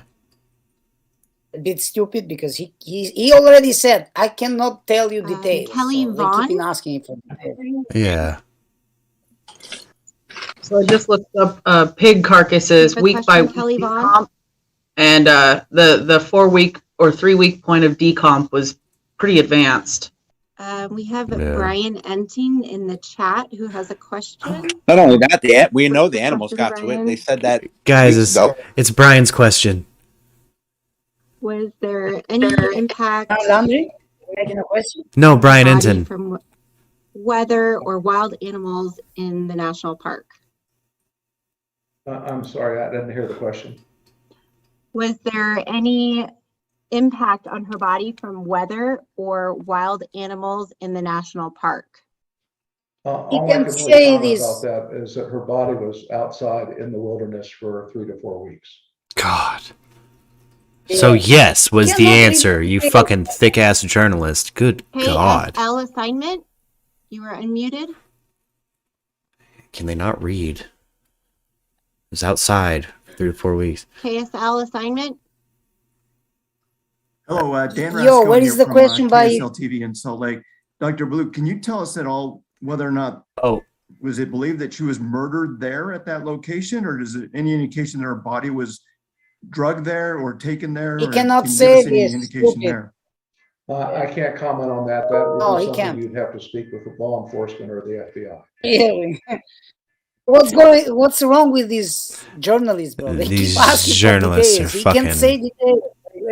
Dude, they are fucking on one. Yeah. So They- what is yeah. the what is the dumb question? Yeah, well, and what it's doing is it's opening people up for speculating that he fucking did crazy shit and moved her and is a psychopath. And guys, we're gonna see some clickbait shit popping up on YouTube after this. But straight up, like, that's why people are asking that. Is it's if he obfuscates, they use that to confirm a bias instead of taking it for the obvious fucking no or the I genuinely can't comment that it was. You know what I mean? Like, that's why some of these fucking reporters are asking that, is so they can leave their own holes for their own speculation and their own story. And those are leading questions. Yeah, but I can understand they want details because they want to make up story, but he cannot reveal details because those details are gonna mess up the trial. He cannot give details, so they keep asking details. Like, they should just say like how strong was the strangulation, like something like the doctor can say. You know what I mean? Like, Yeah. Let's see if we get any stronger questions coming up. I paused the stream for just a second, but I wouldn't mind a little time for it to buffer you anyway. did good because the stream got boring. People keep asking like Yeah. same shit again and again. Yeah. Like, We'll see if maybe some new questions pop up real quick. Was it strangulation by some type of tool, like a belt or a rope, or was it by hand? Matthew, Was He won't that- say that. He won't say that. Yeah, he won't be able to tell. Matthew Sella? If they know, he won't say it, because if Hey, Brian Dr. Laundrie Lee, gets it's, interviewed it's and actually he Jimmy slips from up the somehow, from New York here. and the What were FBI's the like, well, I results didn't of think she toxicology died that report? way. And is there any suggestion that He did already imply that the means in which they came to their decision on how she died kind of implies that there wasn't too much actual body to check. So I got a feeling like means of strangulation, they might not even know. They just know it was strangulation. You know what I'm saying? no, but they know the detail because when you strangulate somebody with the hands, it keeps the fingerprint. Well, but that part of the body is compromised, Zimmy, because it's been Yeah, but- outside. Jimmy, Yeah, you but gotta they're gonna understand, find 3 the weeks. blood Animals because- were going there for 3 weeks, bro. Yeah, animals were there. How Like, many there's there was just not active enough. animals around that thing? Yeah, I don't think Means they that had she enough doesn't body. have the neck anymore. Yeah, I think she still. They can find something because when you put your hand on somebody, it becomes like blue or purple here on the neck. Yeah, And true crime wifeys. Why? Look, here's how they probably determined it. And true crime wifey's right. The question I would ask is specifically about the hyoid bone. the hyoid bone in the neck, if that's broken, that's, I mean, there's one way that breaks, and that's strangulation. And that's how you determine if someone's been strangled, typically when you have somebody who's been outside for 3 to 4 weeks. It's not off of any like bruising or scarring. All these reporters are trying to like, again, what they're doing is they're baiting their own stories so they can speculate that dude is a fucking psychopath. The perfect question is, how did you come to the determination that she was strangulated? Yeah, and what he said when he was asked that, was kind of roundabout, say that he just cited off his methodology, none of which included actually examining tissue, if you notice. And then he moved on. Like, I don't think there's any like bruising, scratching, claw marks, anything like that. That's how I don't think they have that kind of evidence, or we would probably see a different kind of speed on the situation. I think they had to examine. Yeah, by the way, she was super skinny, a small girl, not like I think for Baldo was easy to strangle her. Like, exactly. She couldn't do a lot to defend herself. Yeah. Yeah, and maybe there was a mix of blunt force that we'll never know about because, If you guys go in a trip with a Baldo, just keep a gun with you. Mm-hmm. Pap, dude, it'd be done. Self-defense, baby. Sorry, I'm not. That sounded awful, pro gun. I don't own a gun. I'm gonna hit play on this press conference real quick. Have you had any drugs in your system, and if so, what were they? The results of the toxicology are not public knowledge by Wyoming Institute, so I can't comment about that. Thank you. We have a question from the chat. Was Gabby Petito pregnant? She was not pregnant. She was not pregnant. All right. Thanks to God.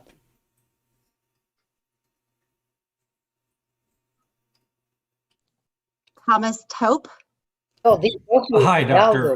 My question, did you seek the advice of a forensic entomologist or forensic botanist during the course of your investigation? The FBI has sent materials to a forensic entomologist.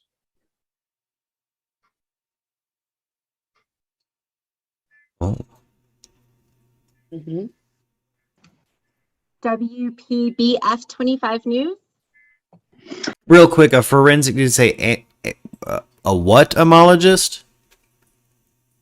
The study of what? I didn't quite catch that. If anybody could clarify. Entomologist, to study entomology. Gotcha. Okay. Yeah. Okay, gotcha. Okay. Fuck, for a minute there I was like, okay, wait, there's some, again, we might need to lay that out in layman because like just so nobody goes off of speculation road and knows that question has been answered. You know what I mean? Like we're going off of very specific lines of evidence, and while he is not saying it in layman, he is actually answering some pretty that's some pretty insightful news to me. Hi, Doctor. This is Terry Parker from WPBF in Palm Beach County, Florida. I'm wondering, if you said you were very thorough in this autopsy and examination, could you give us an example of the type of test and analysis you performed? Really? This autopsy included a whole body CAT scan, a examination by a forensic pathologist, an examination by a forensic anthropologist, and toxicology evaluation. So we pretty much covered all the bases.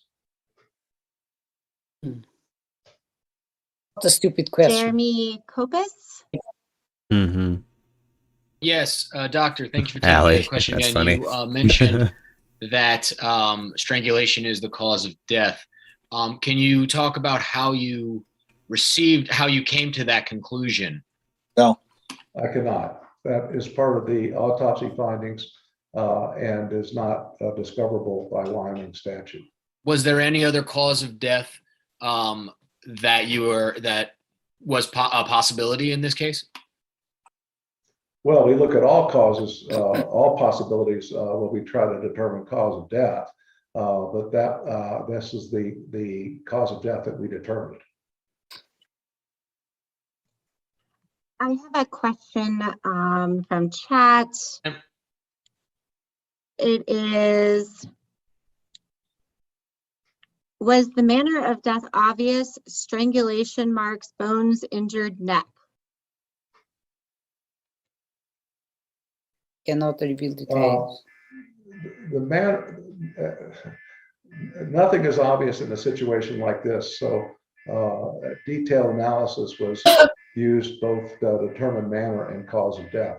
I can't go into details on how we made those decisions. Kristen Thorne.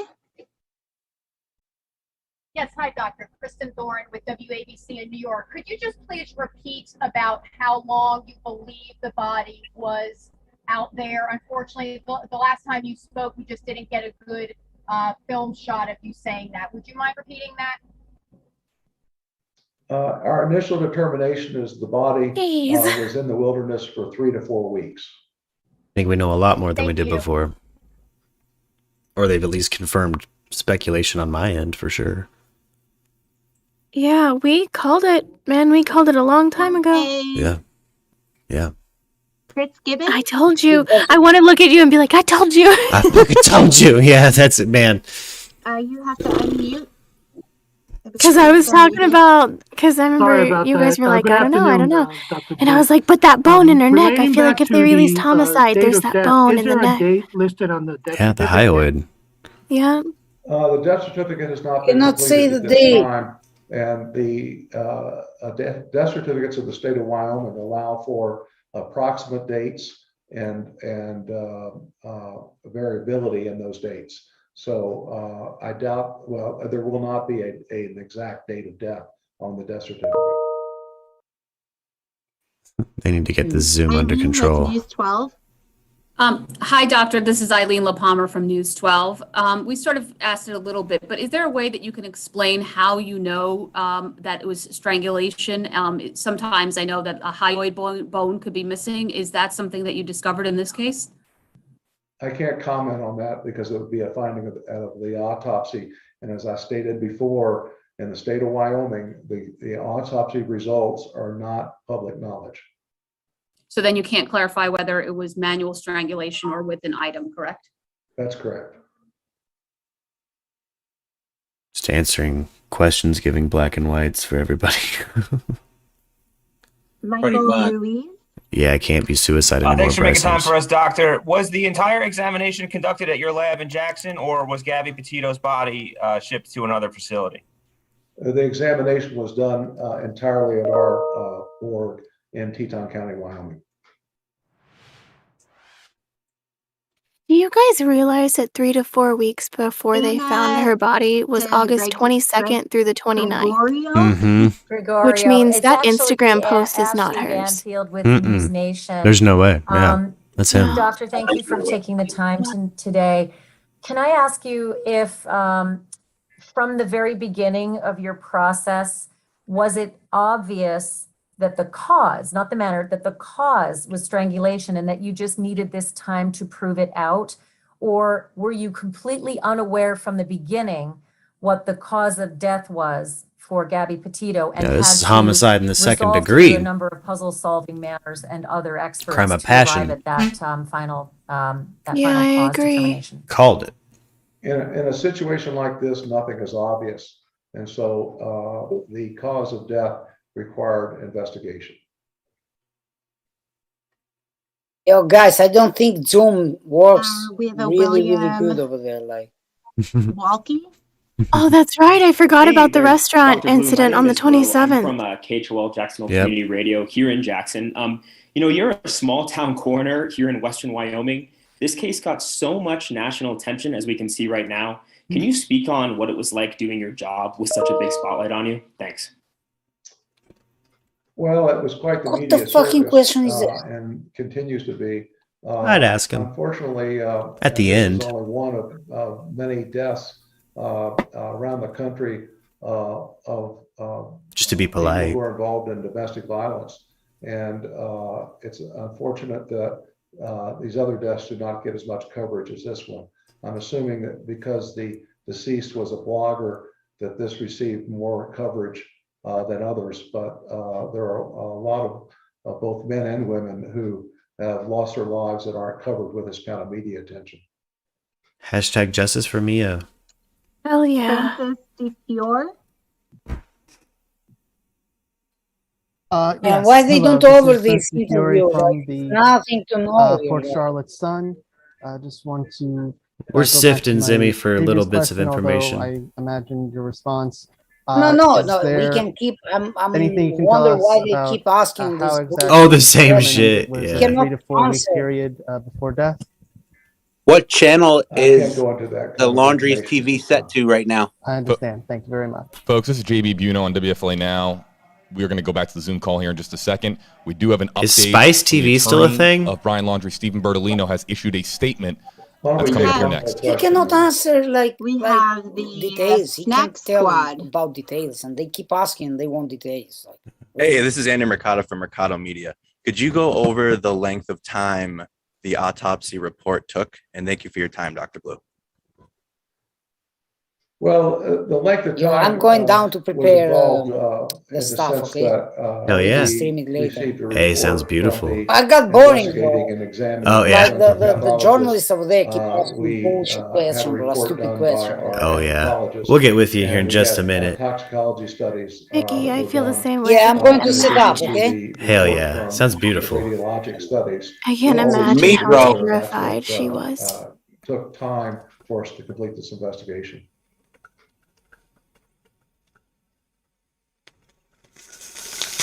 Hi, doctor. Could you speak to the state of decomposition, and did that at all hinder your investigation?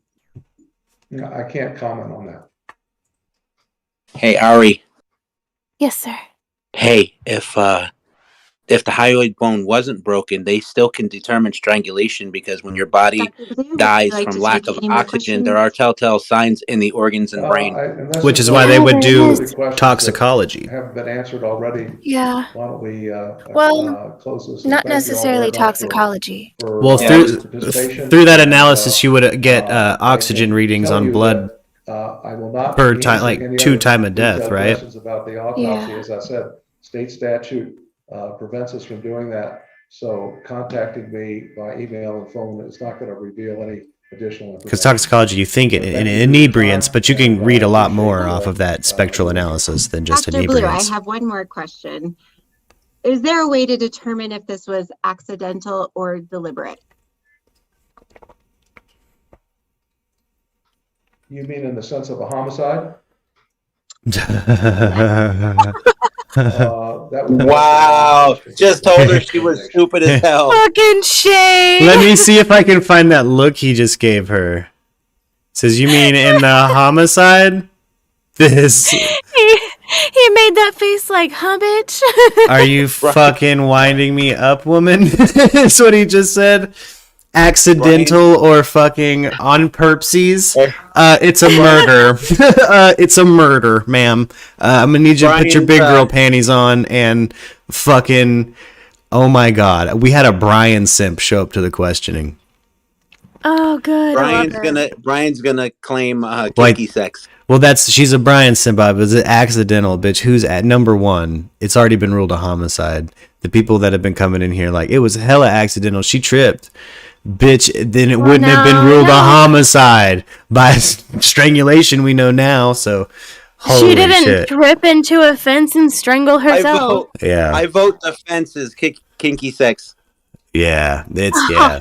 I mean, oh my god, this look. That sounds like a way that Jose Baez would fucking go, though. Hell yeah. Yeah, it does. Look at his fucking look. I mean, if you guys can see in He the just stream. looks so dumbfounded. He's like, In the homicide, he said.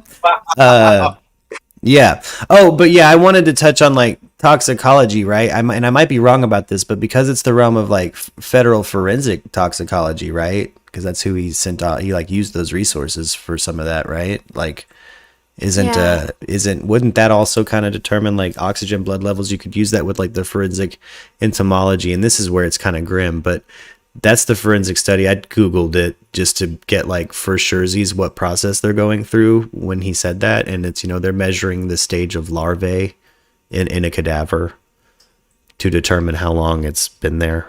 You know what I mean? Is there in the Discord that is kind of safe for NSFW sort of stuff? Girl, you can put it in my obscure chat. Go ahead. Damn straight. I just got back in here. Did you guys see just a couple of moments ago Captain Obvious? Yeah. We've got it freeze framed on that moment where he's like, was it accidental in the homicide? You mean the body I ruled having died by homicide? Was it accidental?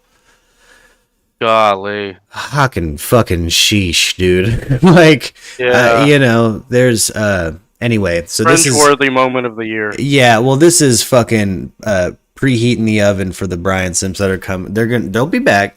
We get them now. Hey guys, we all get to preheat our ovens to roast these Brian Simps now. Like they're gonna come in talking about some fucking maybe she fell, maybe she blah blah blah. But now we know she was strangled. It's a death by homicide. And I saw a rumor going around for a little bit that she had committed suicide, and I was like, what? And now we can actually look them in the face and be like, no, you're an idiot. You're a fucking dummy. That's like the dumbest show. Okay, I'm gonna press forward, but again, it's from the moment of this of him saying like in the homicide. Like him as a defense. Oh, I need his face. I need just a cut of his face being cheeky on something. We got to make some merch with this dude's fucking. Like in the accident, it just says accident ? Oh, pressing forward. Holy shit. It's not going to reveal any accidental homicide. You can see in his eyes the same weight. I hope you guys see in mine having to deal with those kinds of fucking questions. Is there a way to determine if this was accidental or deliberate? This is the one. That wasn't the face. This is the face. This face. Look at him. Did he say accidental homicide? You mean in the homicide? He just leaves it hanging. Yeah, he's like, you mean in the homicide? I want to have a drink with this doctor hella bad. Oh man, imagine a world where we have a late night where we shit talk him and he calls Lux's Instagram from his bed on a Lunesta or whatever. Oh my gosh. Like yeah, where is Jameson? Jameson said he was going to be here. I don't know. He might be just laying in the cut right now.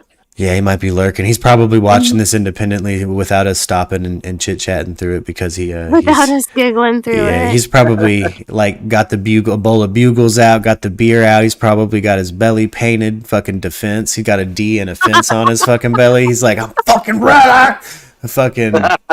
I'm ready to law nerd with Jameson about this though, so he needs to promptly get the fuck in here. I'm gonna hit play on this.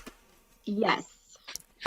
That would be up to law enforcement to make that determination.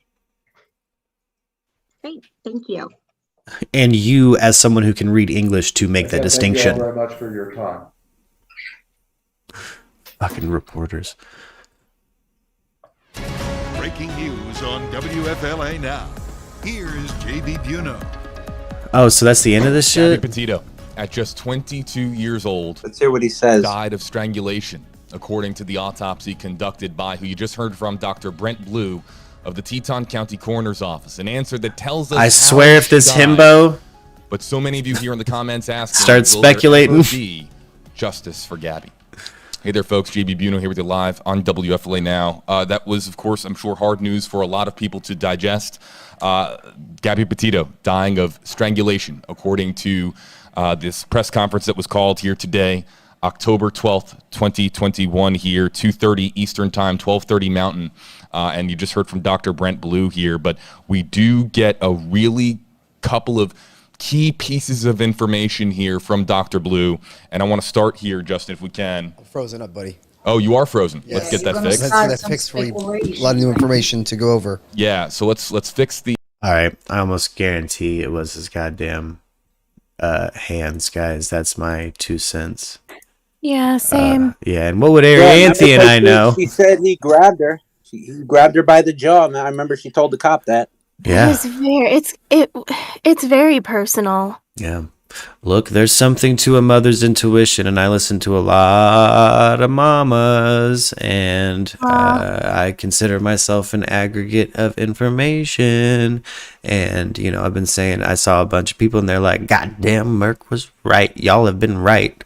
Yeah, Arianthe and all of you Murkies have been right. We've all been right this whole fucking time. It ain't no goddamn government fucking disappearing somebody. She ain't no crisis actor. There is a body, and yeah, we can all preheat the oven. I love entertaining the idea of crisis actors, but this ain't one of them. No. This ain't one of them. There's an actual human that went missing from families, formed a whole foundation that, because other bodies were found too. Like, it's just, you know. Now, again, I think the new speculation is by what means did he strangle her? And I'm going to tell you guys right now, is a crime of passion, 2nd degree by hand. That's my vote. That's my 2 cents. No fucking belt, no goddamn shoelaces. Because if it was that would imply premeditation, and I don't think it was a premeditated act. I think it was murder in the 2nd degree. Is her family's attorney there? Is he gonna speak? I could have swore I saw something about that.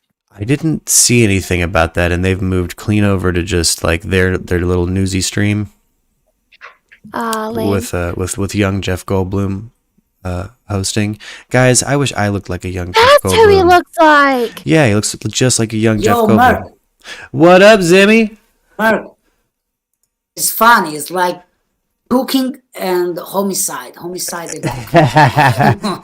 Cooking and true crime. Yeah, cooking and true crime.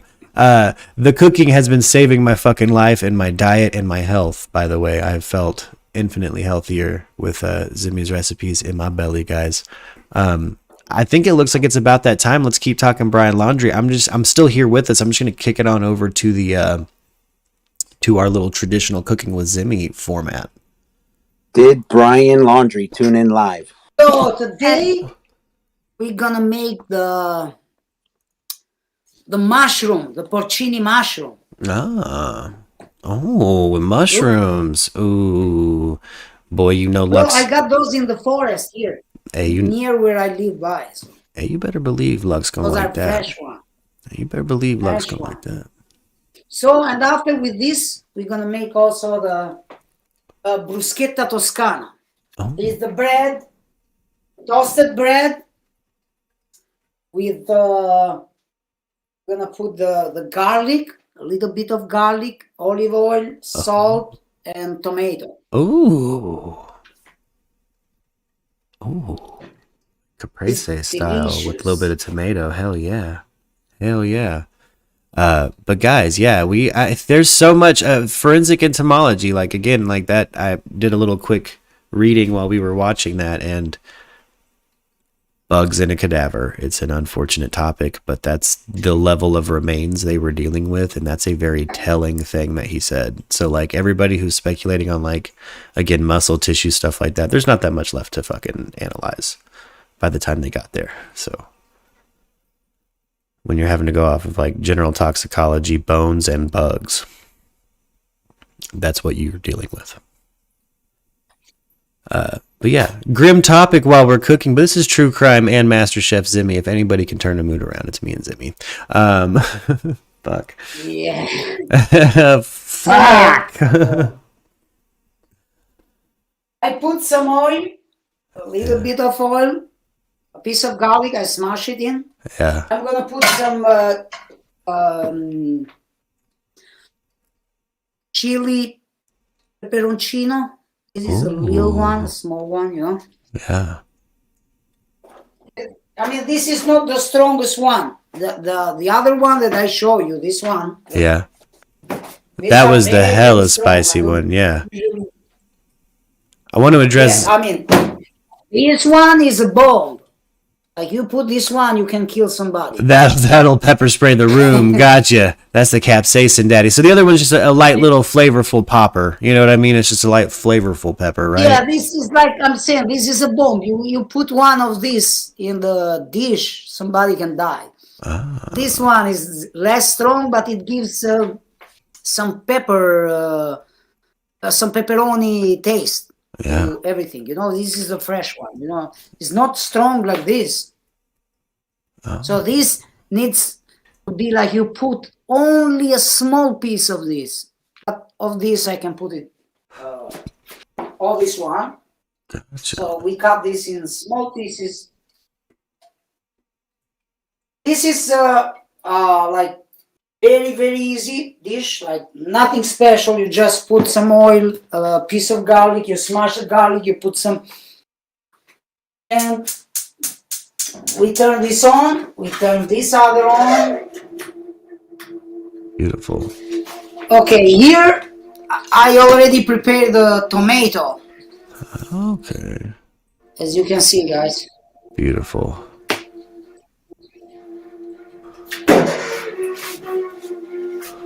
Okay, here is on. Okay, this is on. So I got the mushroom. This is the porcini mushroom. I don't know if you have porcini over there. Mark, you know the porcini? Yeah. What do we call it here? Is it?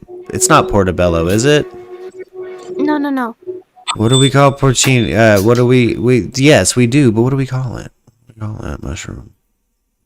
Arianthe or any vegan murkies might know a little better than me. Real quick, I've kind of got a question. I don't know if you have. I just always call them porcinis. I don't know. I swear it had another name. Okay, then yeah, porcinis. Yeah, that we just straight have porcinis. I swear I've seen them labeled as something else. But bitch, I bought an Anaheim and a Kahlua from the same place. Somebody knows what I'm talking about. Yeah. I think then you it must can write it, bro. Write porcini mushroom on Google. Google it. Oh yeah. It must just be called porcinis. But I want to answer Zombie in the chat real quick. Why do I think it's second degree? Strangulation even by hands can be first degree and premeditated. Take her in the middle of nowhere and kill her.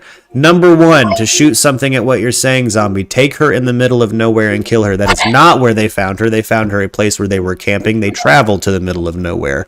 Motive, no, that just doesn't line up. Strangulation by hands, typically that ends up being a second degree, even with a shitty defense attorney, because that is a crime of passion historically. That's just black and whites, man. That's why I think that, just because of the information in front of us. I don't think it was a premeditated act. Or you would see him trying to bury the body, trying to hide the body, trying to hide his actions better. This was sloppy from the jump. I fucking called that. Baby Portobello, says True Crime Wifey. Okay, so yeah, Baby Portobello. Okay. Oh. I probably saw That's what I thought. Yeah.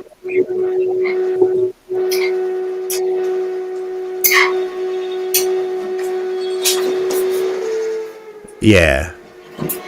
But yo, because of this profile, we can do damn near anything with it. Or you can use damn near any mushroom, right? Like any of those mild ones. Damn, we getting some feedback from Zim. I gotta mute that, boy. Oh man. We'll bring him back here in just a second, but loudy, that got loud. That got loud. That was really, I was like, what is that? Yeah. As an apology, I'll turn the beats back up a little bit. Sorry, gang. I love Baby Bella's. Yeah, see, Lux is really gonna like this recipe. I fucking know it. I knows it.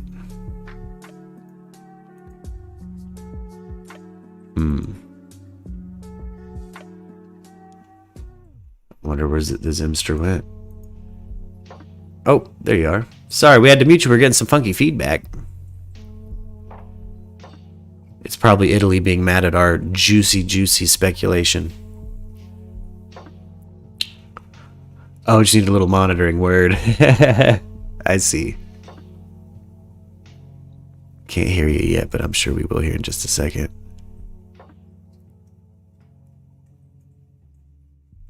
A lot true crime, a little bit gourmet, lol. Yeah. Oh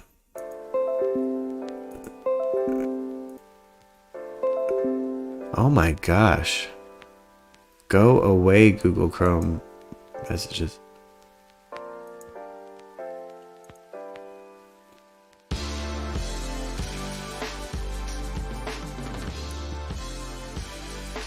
Yeah, baby Portobello. Yeah, baby Portobello. That's good shit. Meat substitute, like, you know, do a little, really anything and substitute like a fucking ground beef with some baby Portobello is not bad. I think that's a pretty good time. You know?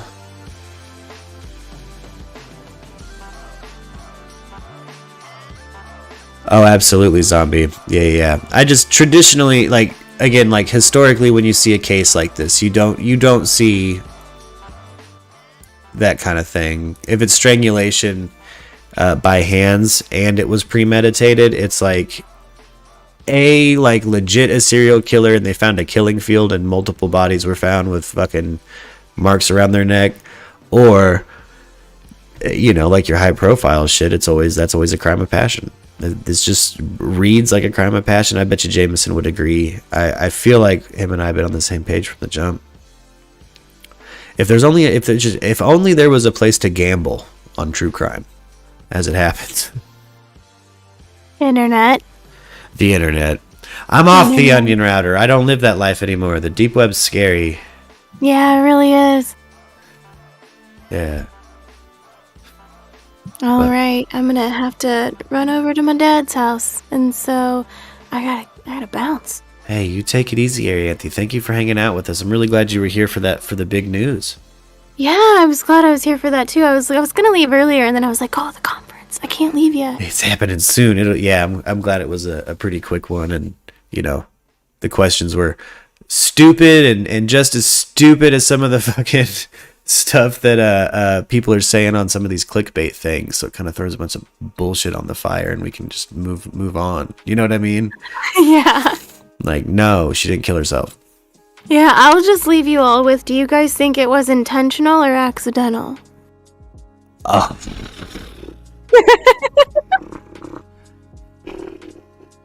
Good God.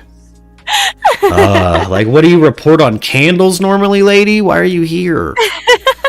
Why are you here? What the fuck? Deep web, like the blue, like the P2 song special guest. No. Special guest does this thing where every 2-syllable like thing, like, you know, deep web, he'll say, oh, like the B-52 song, and you immediately put it in Love Shack. Deep web, baby, deep web, and that's as far as I can go without a copyright strike. I can smell that from here. Yeah. Do you guys want to hear how much Eye of the Tiger I can do without a copyright strike? And then that's it. Yeah, are you guys ready? Me. Bam! That's it. That's all I can do. Yeah. The first bam. I can't even finish the riff. You can really just get in before you're in trouble. I have Skinwalker Ranch rendering on the channel, so it's coming. Oh, fuck yes. Again, I got the thumbnail ready, girl, for a MURKspiracy's Skinwalker. I'm so excited. We're fucking ready to promote this shit. Boy, I'm excited. I know. I'm sorry it's taken so long, but my life has been fucking hectic. Hey, life gets in the way. I think all of us Murkies are here for you and understand, and we ain't going nowhere. You know what I mean? We'll be here for it. We'll be here for it. I know I'm still just as excited, so anybody who has nervousness about that kind of thing, don't. Shit happens. I've had to push off records like a motherfucker. Yeah. As an artist who's had like... Did you say Skinwalker Ranch? I did. Fuck yeah, she did. So are you aware of Jeremy Corbell? Yes. I'm very close friends with him, actually. I met him through my mom. They met each other in the late 90s in roleplay chat rooms when he was just started his filmmaking. Yeah, if you ever want to like have a video chat with Jeremy or possibly even Bob Lazar, let me know, because I could totally get Jeremy to come in here on Discord or something. I'd love to talk to Jeremy. That would be incredible. I've seen hell yeah. I'll message him. I've seen most of Jeremy Corbell's appearances in the press. I've watched the movies he's made. I watched the Bob Lazar one for sure. I'm gonna drop a picture. Well, let me see if I can find it. When Bob put out his when Jeremy put out Bob's documentary on Netflix, Jeremy had told Bob that I was writing my hacker book, and so Bob sent me this huge poster for his book and signed it like "Good luck" and then signed Bob Lazar and everything. It was pretty epic, and I have that framed in my room. Oh, he's hell yeah. he's a good guy, man, and he tells truth.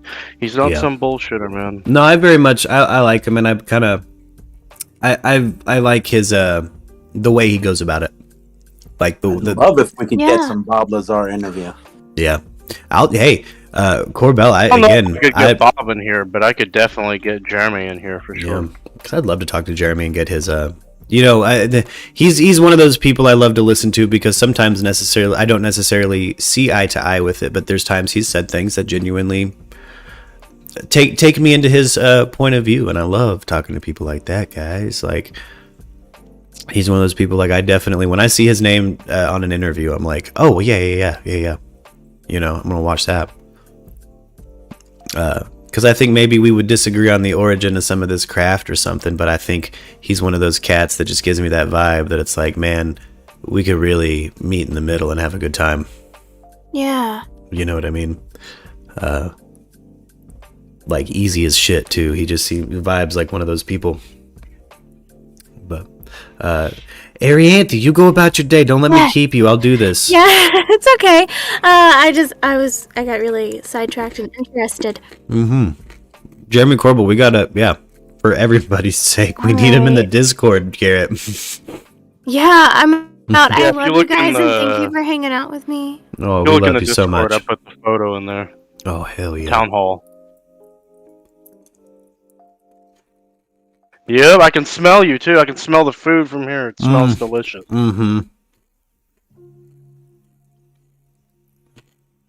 It's proper Mediterranean cooking. Oh, I had his... I have problem with the connection. I can make it. Oh, no, I got you. I Sorry. toast the bread. Oh, beautiful. So I take the garlic, okay? So I do this. Oh, That's, garlic. yeah, dude, that's making me hungry. that's legit. Hope nobody's watching this is currently on a diet. It's making me snack while I'm at the microphone. Yeah. Like this. Each piece of bread. This is delicious if you have like little kids, you know. Yeah. It's pretty simple to do. Like just toasted bread, but as I said, buy a normal bread, not the one that they sell on the supermarket. Like buy some real bread, you know. Yeah. Boy, Zimmy, he defeated Big Ragu in my eyes. Like, I'm done with fucking jarred sauces for goddamn sure. Like, after learning how Zimmy kind of just makes a sauce. And it looks like I'm done with buying frozen garlic bread. Fuck that, guys. Get some toast, rub some garlic on it, boy. Yeah, just buy the normal bread, the one that is made, not the industrial one, you know. Oh, yeah. Don't get that Wonder Bread. Get a good artisan bread. You're going to spend the same on frozen garlic bread anyway, don't lie. Tomato. Okay. I use the garlic, so I did this one with the garlic, you know. Yeah. After this, we take I cut the tomato, so we do this, okay, like this. You make it bruschetta? Yeah. Yeah, this is a bruschetta toscana. Ooh. Boy, how did you know what I was already secretly scheming for Lux? Like, good lord. Come and clutch This is with a recipes. very healthy dish. Yeah. This is really healthy. It's gonna fool you, so you're not gonna like be that you wanna eat more, you know, because you eat like this, a dish like this, you are okay. One thing I've noticed about every one of your recipes I've cooked at home, Zimmy, is that it leaves you healthy full. You guys know that healthy fresh full? That Mediterranean full? It's fucking great. And you Okay, so after this, okay, I got the oregano.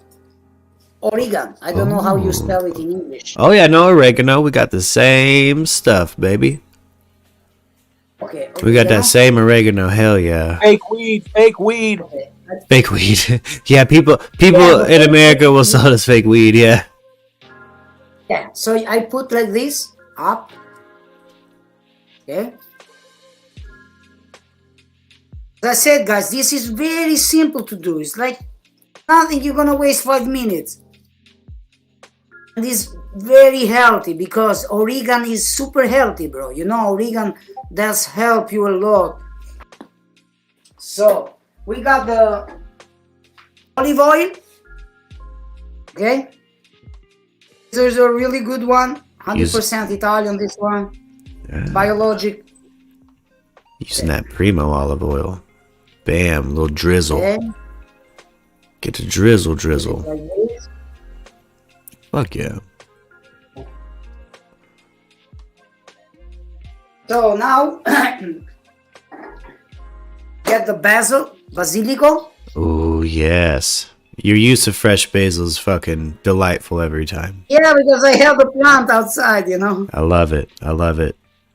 My kitchen window, I do have like 4 or 5 plants. Yeah, I more mean the times and places you put it into a recipe. You know, most of the cooking I know is either Cajun, it's like Cajun French or you know something like that.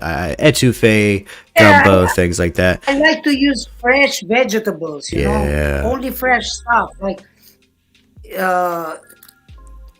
this is the simple way to make good food. You know, using simple things and fresh. Yeah. A little background on myself. I had to do. I worked at a Copeland's. I worked at a goddamn Copeland's.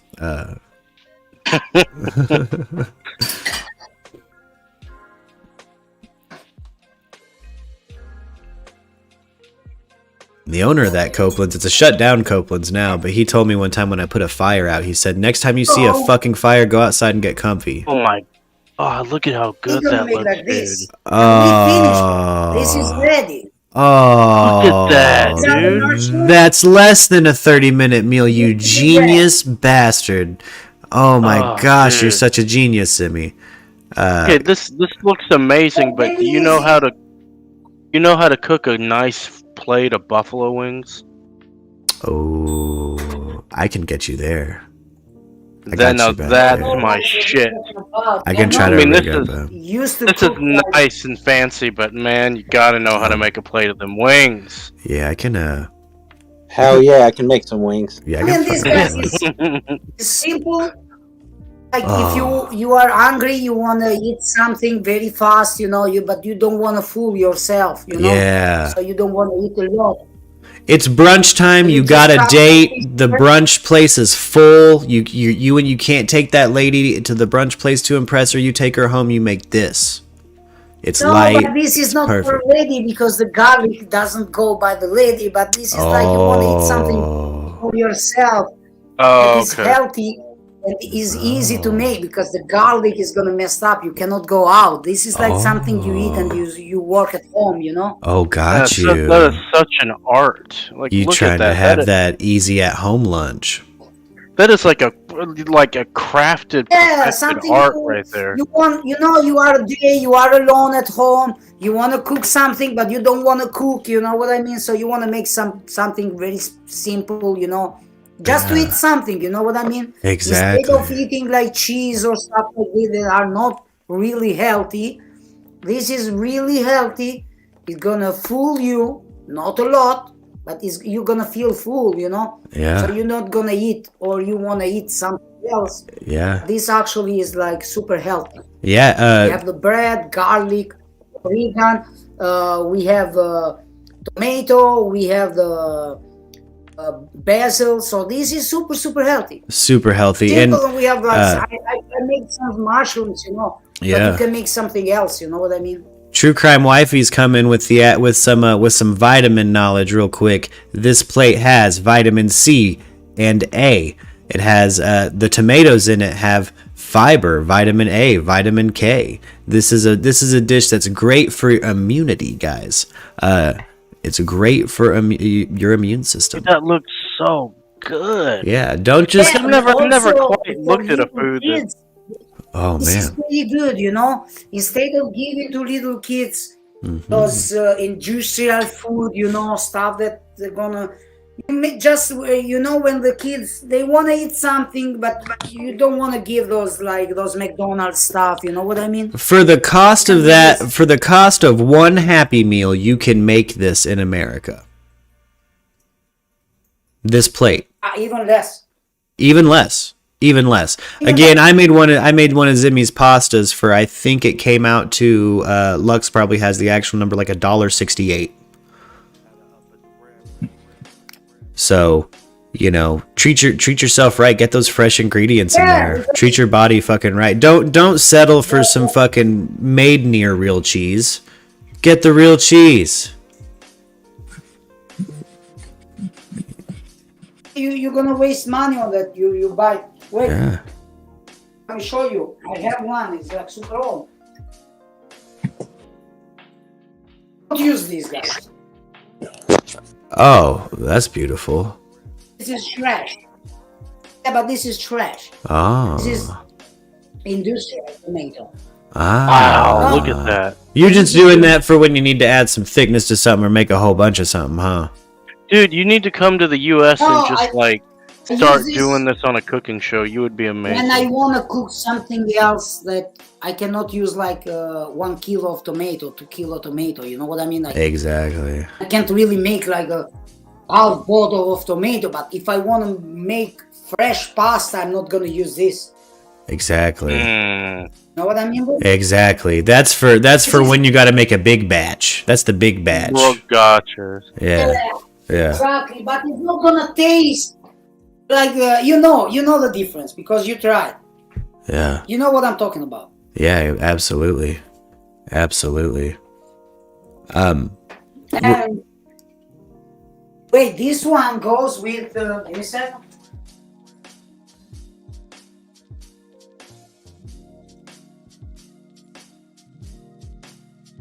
We got some really, really good Chianti, man, tonight. Oh, hell yes. The wine pairing, guys. Crucial to a Zimmy recipe. Got that. It's got a Chianti tonight, a Chianti. I'll mispronounce it like Sir Anthony Chianti. Hopkins. Yeah, I know because in English. Yeah. Yeah, for me it's the same. Yeah. Because I when I speak English and when I read, I try to read it like Italian, but it's different, you know. Oh yeah. Sometimes I mess up with the spelling, but we say Chianti. Chianti. You say Chianti. But in Italian we yeah. say Chianti. Well, the reason we do is Reserva because Hannibal Lecter mispronounced it in Silence of the Lambs. He said okay. I ate his liver with a bottle of or with fava beans and a nice Chianti, but it's Chianti. He said it wrong. Yeah, he said it wrong. In Italian we say Chianti, but it's correct to call it Chianti, you know, because you are from USA, so you call it how you want. We get a It pass. doesn't change the taste of this fantastic wine, bro. This is like, It is a beautiful wine. and I want to see you. I want you to see the difference between this Reserva. This is like we can say middle up expensive bottle, not the most expensive. But I want you to see you the difference between this cork and the other one, the old one that I told you that was made by pieces, small pieces that they put together. Actually, is one piece of cork. That's It's one not solid by cork. small. Yeah. Yeah, this is a solid one. So Yeah. To catch the audience up, we've talked about it during our kind of lunch break, during the long streams before, how sometimes the cost of production in a bottle of wine, it'll really boil down to the cork. Like the cork can be the most expensive thing in that production. And you know, what Zimmy says, don't worry about price, look for a good cork. it aerates, it does things to the preservation of that wine that is vital to, you know, the flavor of that wine. Want to check this, bro? See, it doesn't have the small pieces. Exactly, one solid piece, One yes. piece, of course. Beautiful. So You see you the know. difference. Here is thin. This was the outside. This was the inside. When you pull it up, it opens. Yeah. It means this one keep the wine fresh. You can keep this bottle for a year and year. You can drink it after 10 years and it's gonna be still good. Yeah. If it doesn't have a good cork or have a plastic cork, you need it to drink at maximum 2 years. After the wine is not good because it's gonna get the humidity inside. And the humidity is the worst enemy for the wine. You know what I mean? Absolutely. Keep those plastic toppers away from you. You know what I'm saying? Keep those plastic toppers away from you. Mark, another tip is the glass you use for the wine. So when you get this, I call it very important wine. You know, when it's like a little bit strong. This is like 13. The other 14.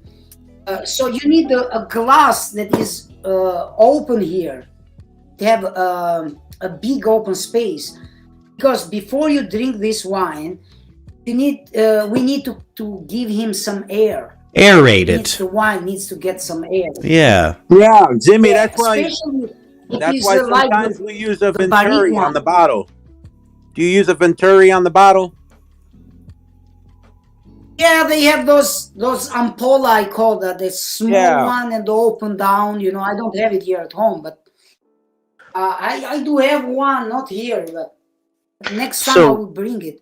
It's like a big ampolla. It looks like the bong, you know, the bong. Wide down, and it goes in. Yeah, it's got that beaker shape to it. It aerates the wine. It allows, that flavor to breathe, baby. Yeah, it needs, because when the wine is like a barrique, they put on those big wood stuff.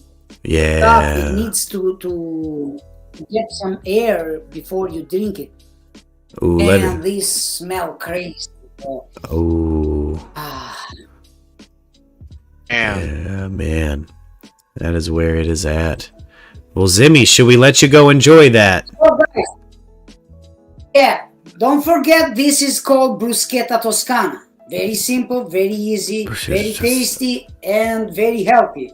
Gotcha, I love it so much. I want some mushroom, but damn straight. I made the mushroom because I wanna, you know what I mean. Yeah, have a little texture to it. Very well with the red wine. Oh, pairs with red wine, guys. Don't be doing white wine with that. It ain't a seafood. This is different. This is tomato. I love how it does that little twirl. Makes it look so delicious and fancy at the same time. Oh yeah, you got to let that wine breathe. Smells good. Hey, flavor is a living, breathing vibe, right? It's got a flavor. Got to breathe. You know what I'm saying? All right. Kick it back over, Zimmy. You're a pleasure. Again, you've changed the game for me when it comes to cooking. Like, you really have. Right, yeah. I'm starting to see it's so much more of an art. Man. It's a dance. It's a dance. And if, and you don't want to deviate necessarily from Zimmy's method either, because that dance, I'm telling you, if you follow it, fuck Rachel Ray, fuck 30-minute meals, fuck what's it called? The box one. The box one. Yeah, nothing. Buy real bread, buy real tomato. It's easy to make food. Just use fresh stuff. It's gonna give you a different taste. You're gonna enjoy it a lot. You will never go back to the industrial food. You know what I mean? Oh yeah. Emerald doesn't have shit on Zimmy. Yeah, man.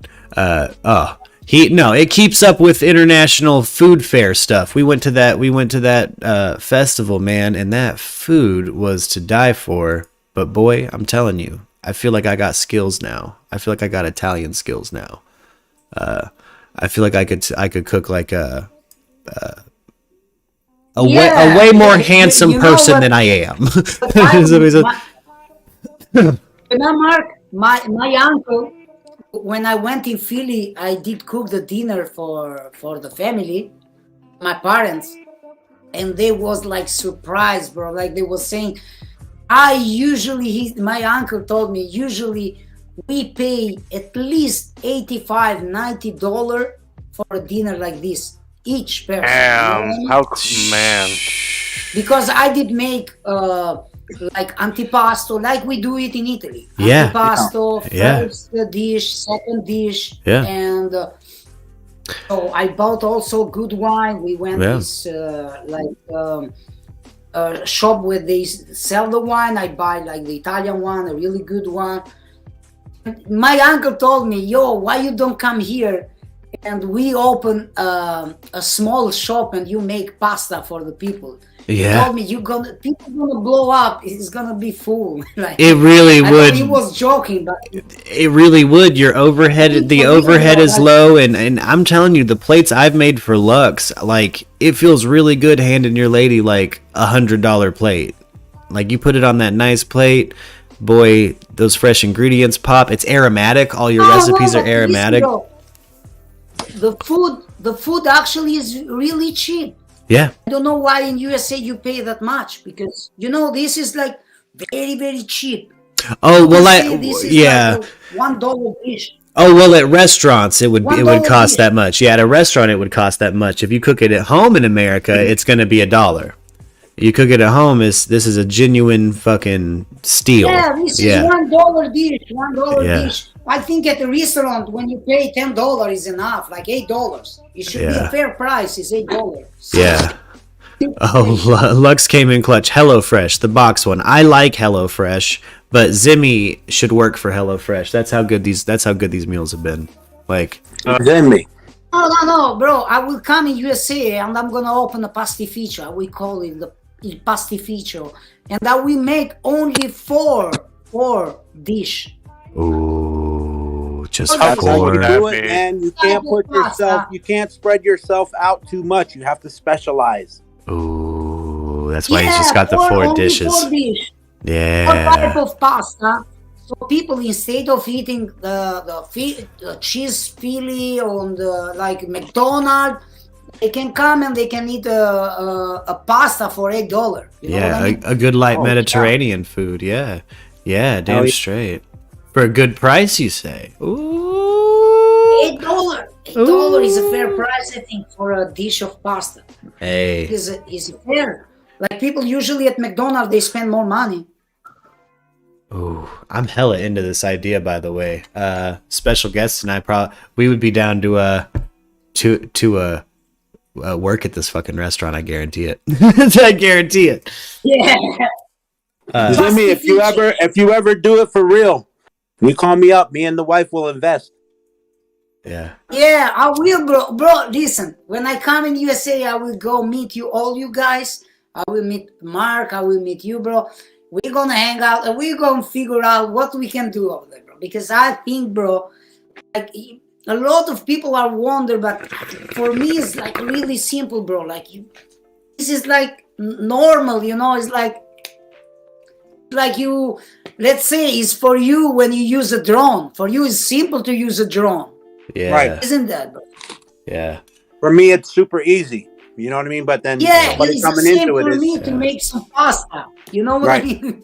yeah. The same way. Oh man.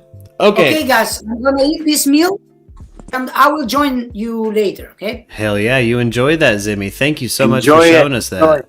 Oh, let me repeat the ingredients. Toasted bread. Okay. Fresh tomato. Piece of garlic. This one that I use. The Oh. bread. Oregano, and olive oil and basil. Nothing else. Oh. Ready. Beautiful. Quick. Dude, golly, this is amazing. Okay, guys. See you I'm later. completely enlightened over here. That once you get, it's like some food. If you've ever seen the anime Food Wars, Zimmy's cooking when you cook it at home. It's like some Food Wars shit. You're like, I did this. Oh my god, it's made by angels. Yeah. It's like little cherubs are kissing your taste Amazing. buds. I'm Round telling of you. applause. Tomorrow, guys, we're gonna do some pasta. I'm gonna figure out what kind of pasta I can show you. So tomorrow I go and get some ingredients. We can do some pasta. Hell yes. Thank you so much, Simi. Hell yes. Hey guys, see you later. See you later, my Fun, man. Hell yeah. I'm going to kick it on over to an ad break for just a second while I use the restroom. I'm going to leave this this chat open. I'm just going to mute myself if you guys want to chit chat, but I'm just going to turn my video off for a second because, again, I'm going to run to the I'm potty. friggin' Dude. starving. We're running that potty, dude. Oh yeah, dude. I've been snacking this whole time. I took my lunch break earlier, you know. But I'll be right back.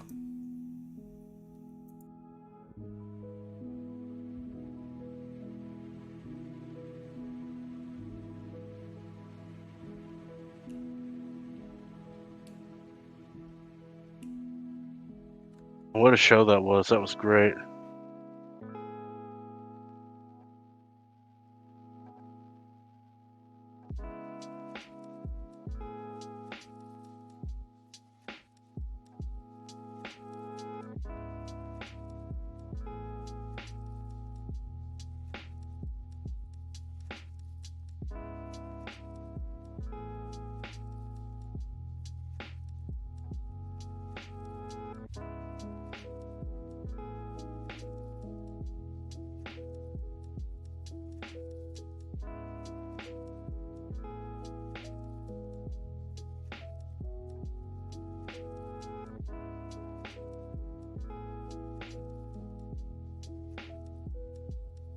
Oh yeah, especially if you brought that to the U.S. Sparks. Absolutely. Yeah, you can get him his own cooking show and put all these others to rest. Look, America needs to eat healthy anyway. Most of the people over here are fat as fuck.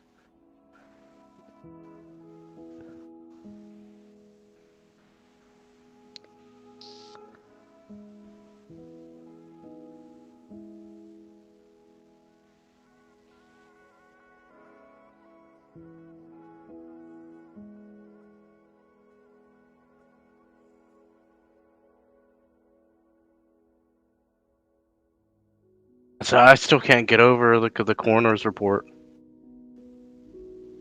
I mean, that's something else. Yeah, man. It's not accidental. It's not like Gabby fell and hit a rock. It's not like some sort of freak accident. It changes the And game. then, he freaked out and ran away. Yeah, this. I mean, I think that you can even say that strangulation is premeditation, because there he was choking her, knowing he could kill her, and watching her die, and continue doing it until her life was gone. That's not how premeditation works. That's not what they mean by that. That's right. That's murder in Okay. the second degree, what you're talking about. Yeah, that's okay. There we go. Yeah. Well, premeditation is he went and bought some rope and a knife and a shovel and Okay, took her gotcha. to a very specific place that he had planned in advance. And there's no premeditation or evidence of premeditation. Again, like historically, you just don't this type of cadaver, you don't see that. Basically, I think he just avoided himself the death penalty. Yeah. I mean, basically. That's a good point. Yeah. I think he's guilty of being in a toxic ass relationship and killing his partner for sure. But let's fix the like the degrees of the way you can kill somebody kind of matter. And when I say second degree, like homicide, that's that can still functionally be an accident. It's a crime of passion. But it's not. It's a homicide. You fucking, again, watch the life choke out of that person. You know what I mean? Your friend Zimmy, if he moves to America, we should totally help him open up a pasta shop called Mario Brothers Pasta. Come on! That's cool, but I kind of like the Zimmy. I don't know. I mean, I wanted him to say right at the end. I just wanted to hear it. I wanted to say, "Mamma mia, it's me, Mario. I'm gonna win." Yeah. I'd be like, "Where's Luigi?" Yeah. He's back in Sicily. Yeah. Yeah. Or just had him start sprouting off some like Sopranos shit. Oh, dude, that'd be cool. Like Tony's pasta. Yeah. But anyway, yeah, dude, that guy. Wow, what a cook. Oh man. Seriously, that stuff looked like the stuff you see in commercials on dishes. Yeah. There's and it's so simple, man. People don't realize you don't have to over flavor something for it to taste so good. Yes, and a lot of Zimmy's cooking, that's the cool thing about it. Like there's a like a pasta Florentine he taught us to cook. And you zest a lemon, there's garlic, parsley, which you functionally blanch in hot olive oil. Toss the noodles in it, and then you throw in your chopped up fresh basil, because the heat from the noodles and shit blanches it. So it's just releasing these aromatics in this like subtle fucking beautiful way. I feel like too many of us, here in America, use herbs in a can, like the mixed Italian seasoning. No, real just Italian easy cooking. cook shit. Italian cooking. Anytime you want a flavor, you're adding an actual herb or a fresh spice or something like that. Oh, I'll always give Zimmy a spot to show a recipe because I feel like he has a sword in the chest of big ragu. Like, fuck that. I'm never paying money for a fucking tomato sauce ever again. I'm going to go get tomatoes. I'm going to make the sauce. It takes like less than 10 minutes. Like, the way Zimmy does it, especially like, and it's this fresh kind of tomato sauce. The way it bonds the acidity and the olive oil and it all bonds to pasta in this way that it's meant to. Like, it tastes like the way it's supposed to taste. You feel lied to. Like, you do. You know. You do. But his Florentine, his use of like the salted pasta water when he's making a sauce for a pasta, there's times where he adds this Mediterranean flavor. Like, genuinely, you can taste the sea. Like his Florentine, we're gonna probably grill or sear up a plank of salmon for it next time we do it. It just needs a little seafood with it. It's like that good and conducive for other things. Like, you know what I mean? Like, you could literally, like, as you eat it, you're like, ooh, I could actually add shit to this. So even if you just tried just a pasta, you're gonna start scheming. And that's one of my favorite things about that's how I know something I learned is in the cooking world is fucking hella worth it, is now I've learned a technique. You know, this isn't necessarily a staunch recipe I followed. I've done that. I've done the learning. Now I know the technique, you know what I'm saying? And now I can implement it with fucking seafood, with beef, with seafood that maybe Zimmy doesn't have access to, or maybe I can spring to get some seafood that we don't have access to normally. You know what I mean?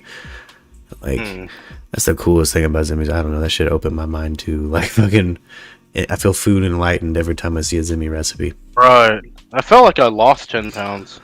That, it's another thing too, is healthy as shit, honestly. Like, I've Yeah, lost right. a bit of weight eating Zimmy food, but it's, you know, even if you eat once a day, like a big meal, like I do, like I kind of eat one big meal a day and kind of snack throughout the day,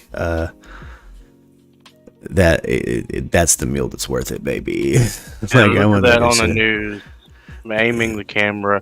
Man, they look so much worse now. Like, this didn't make this case any better. Figuring that out, this just made the rage and anger and hate so much worse. Well, it's going to make the Brian Simps come out hard because they feel they need to defend their position, and we're going to see some straight flat earth obfuscation.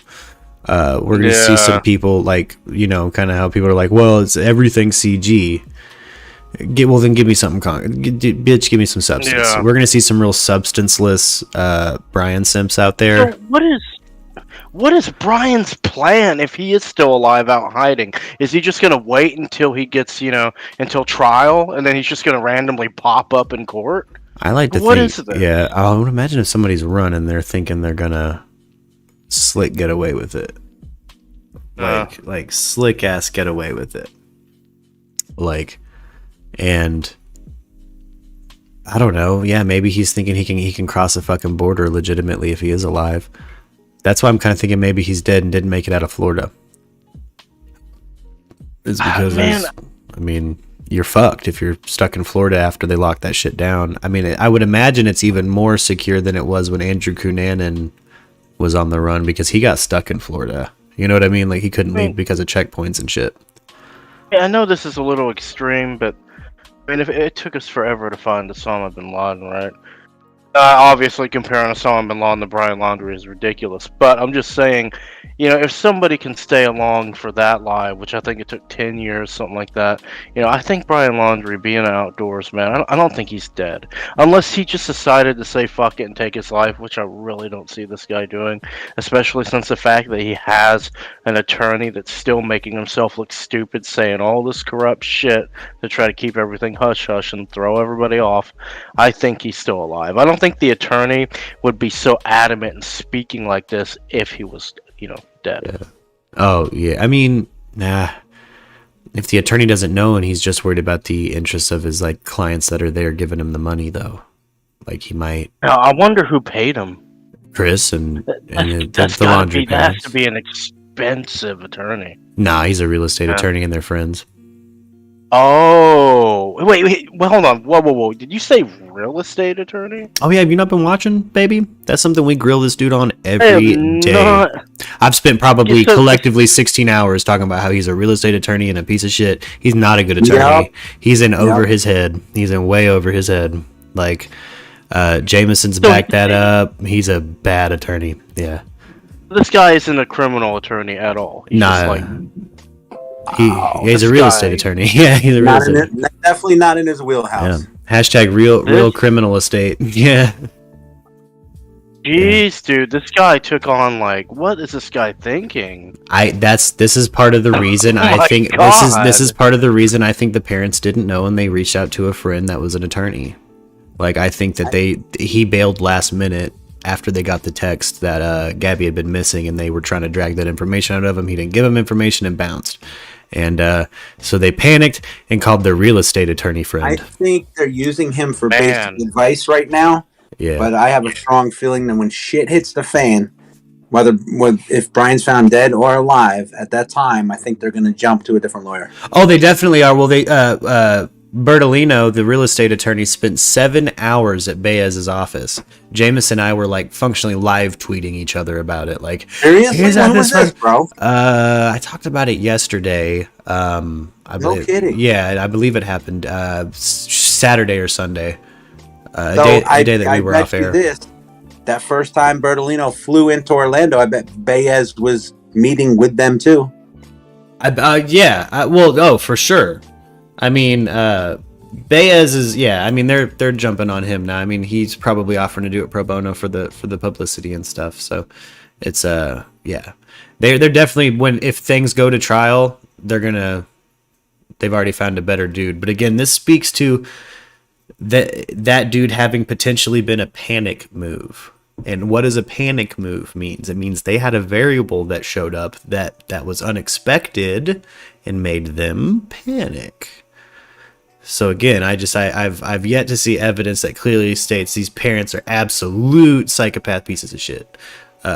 Like some of the Bryans or like some of the hella anti-laundry parents people are. You know what I mean? I really do think, I don't know, I would call Jameson if I ran into some legal trouble, and Jameson's retired. He's not a practicing attorney anymore. And, he's probably just going to tell me to call a real attorney. You know what I mean? God forbid my friend that was Jameson was an active real estate attorney that would take the money, Man, dude. God, can you imagine what Gabby's parents are, feeling right now? Horrible. I know they're probably going to have another Dr. Phil segment. They've had two now. Well, technically 3 parts. The 4th part, man, when they go over this stuff, it's going to be hard to watch, dude. Yeah, it's going to be a tough one. Yeah.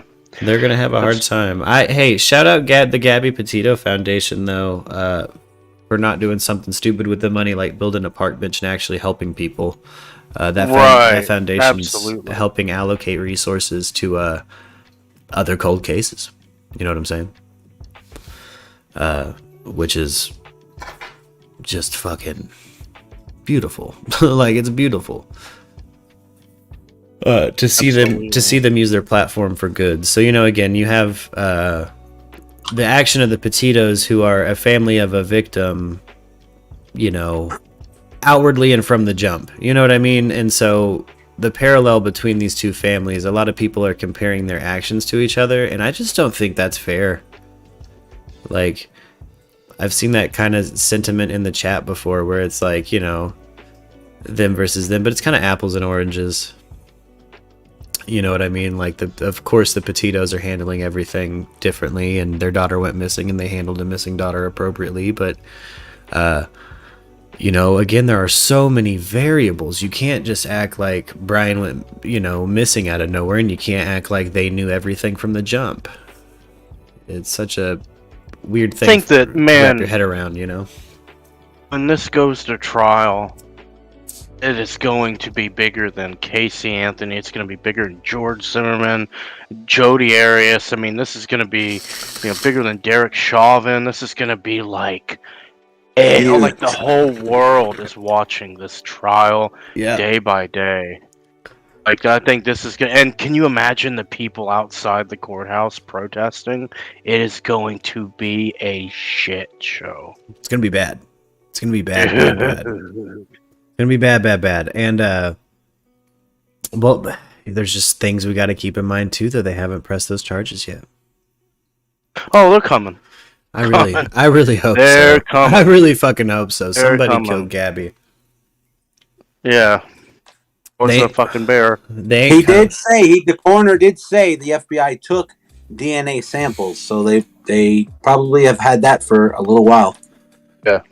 Yeah, but they're not going to press those murder charges until they have what the FBI feels is irrefutable proof that cannot be won over in court. Yeah, if anybody has they any, go with it cannot be fought against. well, if anybody has any forensic experience or has worked in like forensic examination and could chime in the chat if anybody knows anybody or feels like Googling it, like, again, like, yeah, Brian's DNA, even if he did not kill her, is going to be all over her.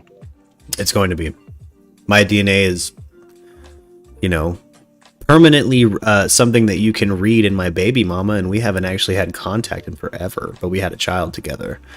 DNA is that's one of those things. Like, they lived in a van together, they had sex together, they, you know what I mean? Like, that's they kissed. DNA was they fought without killing each other. We can verify that. So their DNA is going to be on each other and potentially in a violent way, and any even shitty defense schlub can kind of have that dismissed. You know what I mean? I think that's what the defense is going to do, is move to dismiss all DNA evidence because they were lovers and lived together.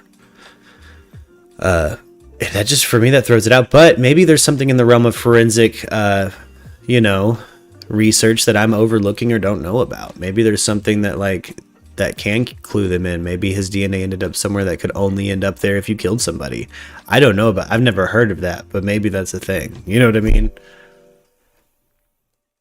It would have to be something like that, wouldn't it?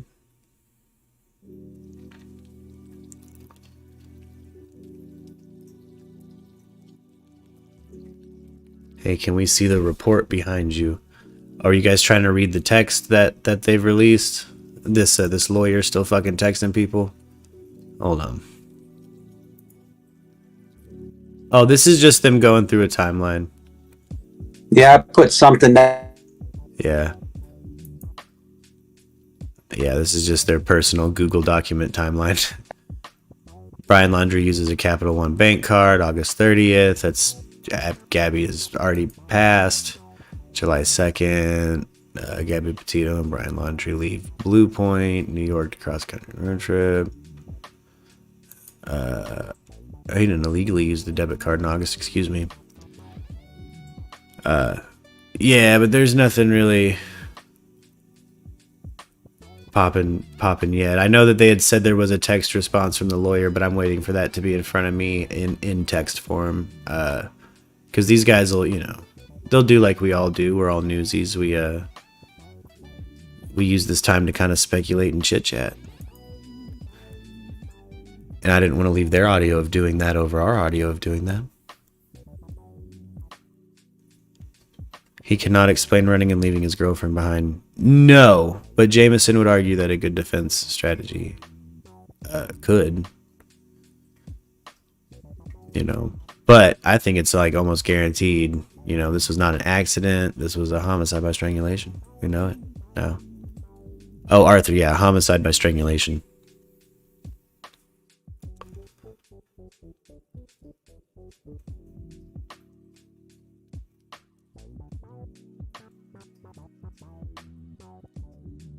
Man. Approach to conducting an autopsy, and It's a smart thing for him to say. It is. It's very smart for him to say, but he says nothing is obvious, and it might not have been something that right off the bat that he knew was strangulation when, of course, he began the autopsy itself. And you think about it, he began the autopsy was 2 weeks ago, 3 weeks, or the body was discovered 2 weeks ago. What's the timeline? September 19th. September 19th. Yeah. So almost 3 weeks ago, is that right? Coming up on So, and the body had been there for a while. I would bet that in this case, nothing was obvious. Very well makes sense. The body had been there a little while, we think, and sadly, so how obvious could it have been? Anything could it have been? But you can also reflect back on, they somehow knew it was they suspected it was a homicide 1 or 2 days after the body was found. So something told them, and that was the FBI that held that news conference, by the way. The FBI doesn't say things that they're not sure of, obviously. Law enforcement tends to not do that, but especially the FBI. And for them to say that 1 or 2 days after, something must have been apparent, if not obvious, that led them to believe it was a homicide. Getting to some other questions and comments that are coming in here, and I'm just Yeah. reading some of them. You can use I don't know if you guys can hear that in the Discord, but I played some of the news for a minute. Yeah, I was listening. Yeah. Again, there must have been something. Man. And again, people, those damn reporters trying to bait them for fucking their headlines that they already have typed up. Yeah, who was that other guy that wanted to be like fucking Dog the Bounty Hunter? Yeah. What's his name? The criminal investigations guy. He's like older and retired now. John Walsh, I think is his name. Yeah, he was in there trying to put a plug in. Yeah. Stuff. John makes a good point. There was a guy in Virginia that only got discovered after 20 years because he died in Baltimore. That's true. That's true. Absolutely true.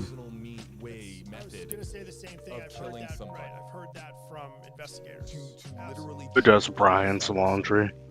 That shit cracked me up. Yeah. Hotel 6?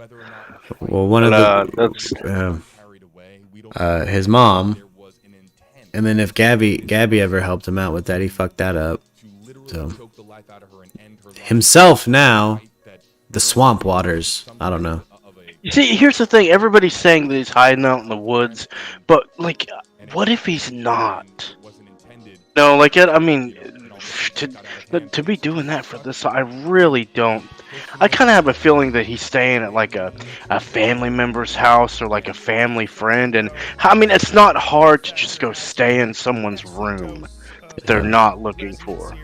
Or staying on someone who maybe owns a lot of land with a house. All you got to do is just stay inside and not go anywhere, and family will run out and get food and bring it to you. Yeah. I mean, we're so focused on him being hidden somewhere in fucking like Rambo, like out in the Appalachian Trail or wherever, the Carlton Reserve. But what if this guy is just sitting in a room watching this all play out on TV like all of us? Well, just sitting there like eating ding dongs and ho-hos. That's where we started out with Jameson and everybody when we before the warrant was released. When the warrant was released, that changes the game a little bit. Now the defense attorney cannot keep him in a hidehouse. He is now obligated to turn him over to authorities. And we know that, so we can guarantee the attorney does not know where the fuck Brian is, which greatly decreases the likelihood of him being in a hidey house. But that does not exclude his own personal connections to like underworld people. Again, you can disappear into a weed trimming scene really easy. I've done it multiple times. Well, not multiple times. I've done it one big time. You can just disappear into a weed trimming scene. You can disappear into just international travel. He's probably saw exactly how anonymous and fucking how long you can go without seeing any law enforcement when you're just out on the road in America. Right. But then you also have, again, in Florida, a whole bunch of houseboats. Who's to Mamma say? mia, it's me, Mario. Zimmy's back! Oh, dude. That's good that this has to be what you say every time you first come onto the chat. Yeah, that's... Hell yeah, that was fantastic. Man, you stereotyping me. You stereotyping me like. You know, like. Yeah, he ain't that type of Italian. He's not East Coast Italian. He's Italian. It tastes Florentine. Yeah, I am the modern one. I'm the modern one. Like I'm Italian 2.0. Yeah. Yeah. Heck yeah. Yeah. Man, dude, I mean, how crazy would it be if, like, this whole time that, like you said, everybody thinks he's just like he's like burying himself in dirt and laying there flat on the ground, like peeking around trees and like climbing up trees. He's covered in dirt and he's like eating like a granola bar a day. Bro, you know, what if instead of that? Yeah, I know. I think that he's just, you know, that like he's some family member. Yeah, I know. Or because, you know, if he's in family a member house, FBI have under control everything over there. I bet you they have under control everything. All the money they are spending, you think they are not controlling the parents? Of course they're controlling everything. Right. I think he's like in a big city, man. Like those day and age, you put a face mask, okay? You put a sunglass, you put a hat. It's over, bro. Nobody can recognize you. I bet you, bro. He can walk 20 centimeters from you and you're not gonna recognize him. You know what I mean? Yeah. Exactly. That's It's way easier for him to hide himself in a big city than to hide in a swamp or stuff like this or in the forest or Appalachian Trail. Exactly. But we've heard, you know, ad nauseum you know, he's been seen in Tulum, Mexico, tweaking his nipples and partying. He's been seen in Canada. He's been seen. There was a photo. I love the people that put up that photo with that poor, like, fucking cartel-looking guy eating a burrito in a bar, and everybody's saying, "Oh, look, it's Brian." Oh no, that is some like Mexican gangbanger. Okay, that's not Brian. That's not you Brian. Go up to him, Brian, and say, "Hey, are you Brian?" You know? And not one photo was Brian sagging gym shorts. Yeah. With a red snapback. Exactly. No, yeah, I doubt Brian left for Mexico and became straight Pyru. Like, fucking probably not. That shit cracked me up too. I didn't even address that one. I had that one sent to me, I think on Facebook, and I was like, the fuck? Yeah, I know. Some of those are ridiculous. What is that? Asperger's? That's face blindness is what it is. There's we got an issue with face blindness in America. Right. I don't know. Those have been great, but no, seriously, like, oh man, it'll be crazy if, you know. I mean, this could be like 3 months from now. G-Man, where you from, bro? I'm from the good old state of Texas. Oh, I was born in Amarillo. Yeah.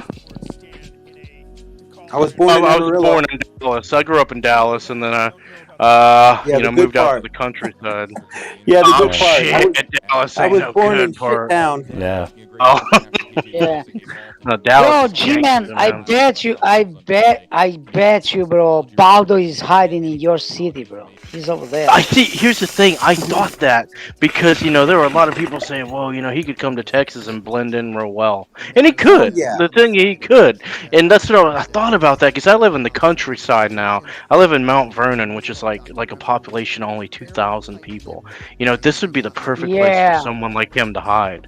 Yeah. Because no one here is going to be, you know, no one's going to be looking for him over here. Yeah. And so it's because on those small cities, where is like not really young people, you know, like I'm not saying old people, but the kind of people that doesn't watch a lot of TV, doesn't go on Facebook, they just go outside and work hard all day. Yeah, they work, they go back home, they take care of family, they don't give a fuck what's going around the world, you know what I mean? Right. So for these Right. kind of people, if they see a guy with a hat, a sunglass, and a face mask going to Mm. buy something, food or stuff like this, it's Not gonna think normal. anything of it. Yeah, they don't Exactly. And I care. mean, this is the perfect time to be on the run hiding because if you wear a face mask and a Of hat, people are just course. thinking you're practicing pandemic safety. Exactly. And Yeah, and so, they're gonna say, "Oh, look at this good guy. You yeah, see, he does take care of yeah, himself. He care about yeah. us, you This know." is the Blah blah only blah. time I've ever seen you can do bank business with a mask on. Yeah. And nobody's That's a shooting good you. fucking point. Yeah, Nobody's shooting. right. That's a good fucking And point. police don't shoot you. Yeah. Yeah, dude. And So I yo, really don't buy even that if you he's just go, like living out in the woods. yo It's I guys, don't know. even even you go in the bank and you say you are with a face mask and sunglasses, you say, this is a bank robbery. Put your hands up. People gonna see you and they're gonna start laughing. Yeah, Yeah. Is it April Fools? yeah, no, Yeah. yeah. Oh man. Yeah, man. We live in a strange time right now, man. All the things that have happened just this year and last year, my goodness, dude. It's definitely like a dystopian sci-fi novel. Yeah. Yeah, It really is. the world, Yeah. guys, the entire world changed. You don't Yeah. know, guys, Yeah. but here all the prices go up 30% because of the energy. You know, Shit. Europe does switch from the petrol to the renewable energy. You know, they just switch one day to another day, like in 1 week. Oof.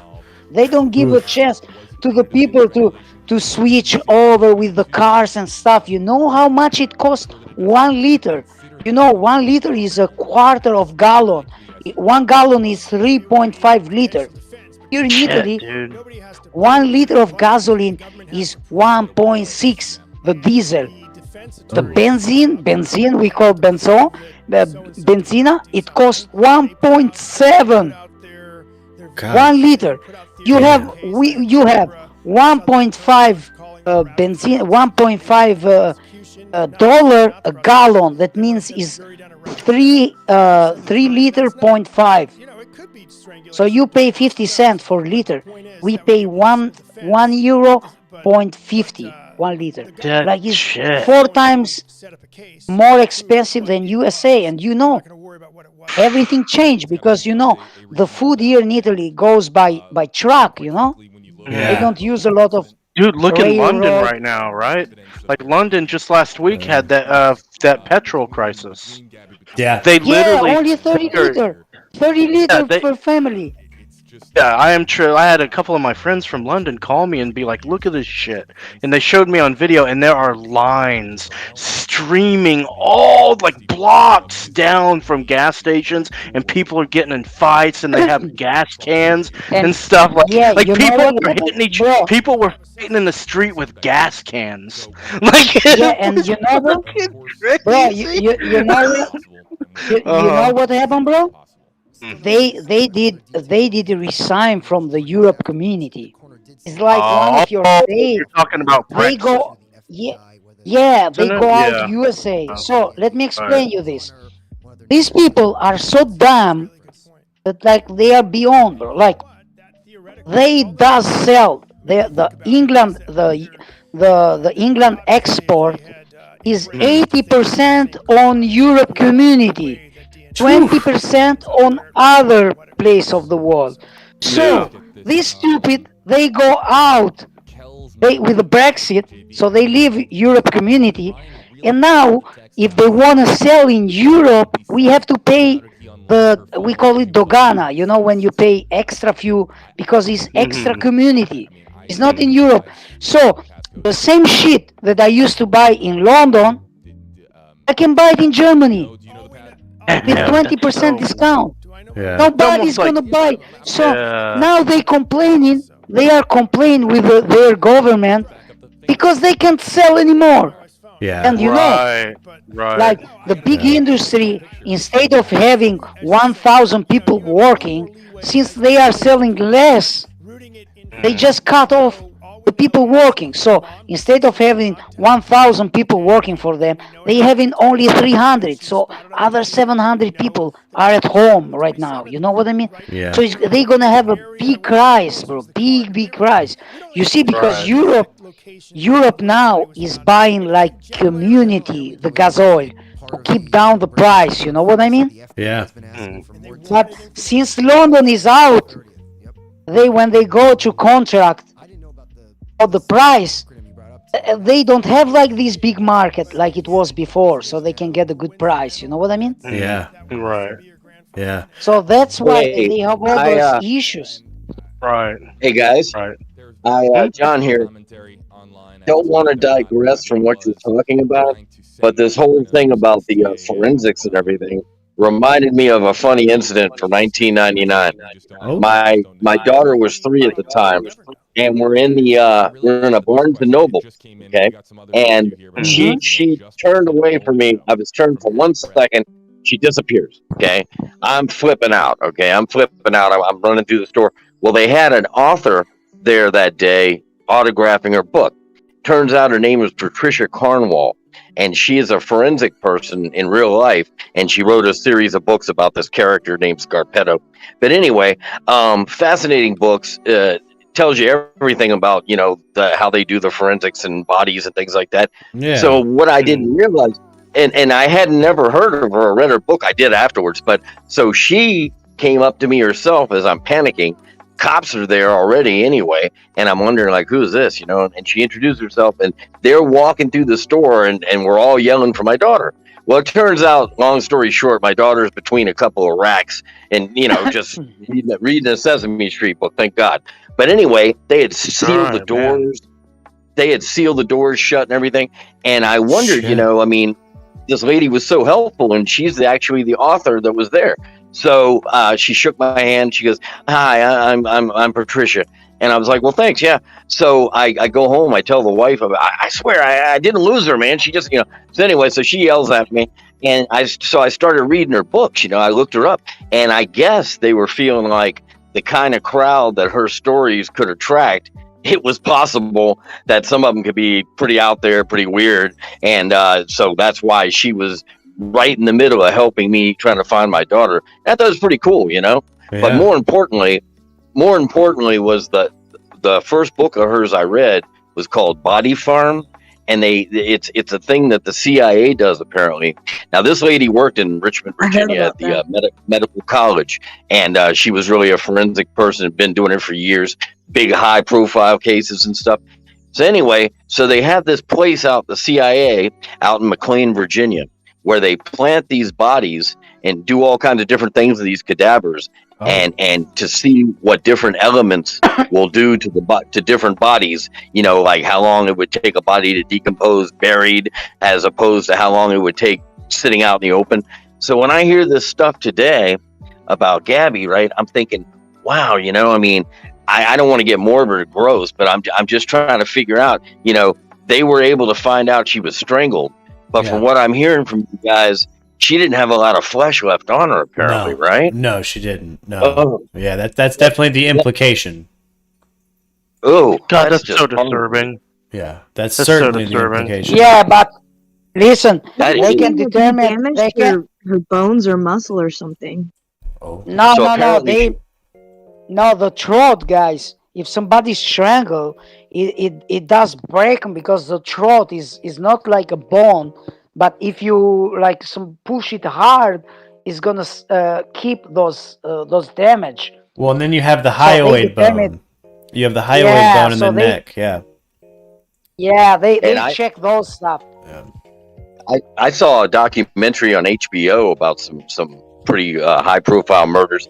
One of them was a rock star from the 60s. They found him in his van, and it was a big mystery what happened to him. Another one was the lady buried the guy and set a new set of cement steps, and he was underneath of it all, and they didn't find out for like 30 years till they removed the steps. Oh my God! Yeah, I remember that. Oh. Yeah, but the worst to me and the most interesting was this lady or guy had killed her wife or vice versa by putting a pillow over their head, okay, until they suffocated. And they couldn't find any motive or any means for, the murder or any weapon. And somebody got the idea. The FBI was able to make a mold of the pillow, and her face turned up in the pillow. Whoa. I mean, So disturbing. That is wild. How haunting is that, man? Yeah. So sometimes, yeah. Oh, sorry. No, somebody got the pillow from off the trash pile, and I don't know how. This guy must be a fantastic detective. And they took the pillow and actually did the testing on it, and were able to come up with a face in the pillow, and it proved that the guy suffocated. Unbelievable, man! Just amazing what forensics can do. Yeah. John, I want to say something. Like usually when they do, you have to determine that in Virginia, the weather conditions are way different when Gabby, she dies. They need to take those kind of stuff like humidity, the weather, like the night is colder than other place. So usually they determine the when the people die, like especially in the summer, because of not the mosquito. How is called the other ones that they does put the eggs on the flesh, and by the I don't know how to say in English. What's the that? insect. The insect. Oh, the maggots. That drops the that drops the egg on the body, and the other. So they calculate how time it needs to this kind of insect to become like a butterfly. Exactly. Exactly. The status from larva, so they determine, but they need to have those how we can say those data on the state that actually she died, because in Virginia the insect may have a different timeline life. Then so it's a lot of stuff, but the forensic is like a science apart. You need to be like super and usually when I can say the doctor, the coroner, he said that she died by strangle, because I am pretty sure they found the throat crushed, so they don't need it to when you find the throat crash, there's no way somebody crushed the throat by himself. You know what I mean? Like, let me ask you guys this. One quick question, I'll be out of here. What exactly is a bottle fly? Okay. That was mentioned is an insect, is the last status of the insect. Is the last status. Insect, it become egg, larva, butterfly, drop egg, die. Yep. Out west you'll see that, John, in cadavers, bottle fly larva, maggots, as we would call them. Okay. Yeah, it's like your common house fly, you know what I mean? Okay. All right. I just wasn't clear on that. I never really heard that expression. Okay. All right. Well, thanks, fellas. Hey, absolutely, John. A pleasure as always. Yeah. Pleasure as always. Of course. But man, there's some new black and whites we all get to digest. Some really guys, I still can't believe that fucking reaction from that coroner. Dude, and I called this from the very beginning that she was going to end up being strangled, because it seems like a whole rage thing for me. Yeah. It's a crime of passion, and typically you see strangulation or beat to death in a second degree crime of passion. That's absolutely. I mean, I've never understood though, man. Like, if you love, listen, I'm never gone to that brink. If you love someone, even if you have anger issues, which I have, jealousy, man. I've never wanted to. Jealousy. Like, maybe you hit somebody, jealousy. But to put your hands around somebody and choke the life out of them. Well, just you have to remember, he didn't think of her as a human. He thought of her as property. Yeah, jealousy. He don't wanted her to be with somebody else. Like, if you can't be with me, you can't be with You nobody. can't be with anybody. Yeah. But more importantly, Garrett, hold on to that like feeling that you have right now, right? So I want you to understand that like this is why this case is so fascinating to people, is that feeling is overwhelming to people who follow true crime, right? We want to know the whys, we're fascinated. We hate the morbid details, but we wanted them. Yeah. You know, we wanted to know, we want the answers, and the curiosity, the overwhelming curiosity, and the unfathomable nature of someone's actions is what bred that curiosity. Yeah, you know what I and mean? Mark, that's why our theory about she having some kind of like relationship with Rose ends up with this murder. I'm pretty sure, bro. Nobody can remove it in my head, because all the fight it start when Rose start messaging Gabby, Very true. because she wanted to meet her at Yosemite. So they start fighting those days. Why they didn't fight day before? You know what I mean? Yeah. And even when the police stopped them, she said that they was fighting over the phone. Exactly. She didn't say, we did have. No, they was fighting over the phone. So Yes. what is in the phone that did make them fight? Hey, One we gotta thing kill that make a that couple. troll. We got him. Only one couple can. I'm saying only one thing can make a couple fight over phone: the message or the phone call. So she did message Rose, because we know that Rose and his mother was the last one that did get messaged by Gabby.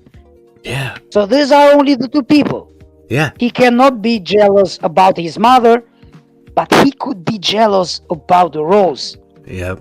So this is my idea, my theory. Okay, guys? So what if she have kind of a relationship with Rose? Yeah. Okay. No, I definitely think that's a very strong possibility. Yeah. Oh yeah. I definitely want it to be something that like, that's the idealistic me, is like, I really hope they ended up together. And she, you know, she wanted to break with Brian, with Baldo. She was at some point that she had enough of him. yeah, exactly. And that's why she wanted to meet Rose at Yosemite. And he wasn't happy, and it over everything. Like 3 days. Yeah, I don't know. I just don't understand. Like, if it's that bad, why not just fucking walk away like everybody else, move on, and find somebody else? I know, yeah, exactly. Because she was his property. They were engaged. He thought he had control over her, and when he realized he didn't have control over her, he killed her. No, I'm saying I have an idea, Harleen. Like he is not like the I'm saying he is not like Brad Pitt of the situation. So he is not like a good looking guy. Like, she was beautiful. You know what I mean? Yeah. Yeah. He was insecure in the relationship. He was the insecure one. Yeah. He was the low part. Like, this girl can have everyone she wanted. So she was like. You can still be, have health those self image issues, but like that doesn't also excuse the. No, I'm not excusing him. No. You got me wrong.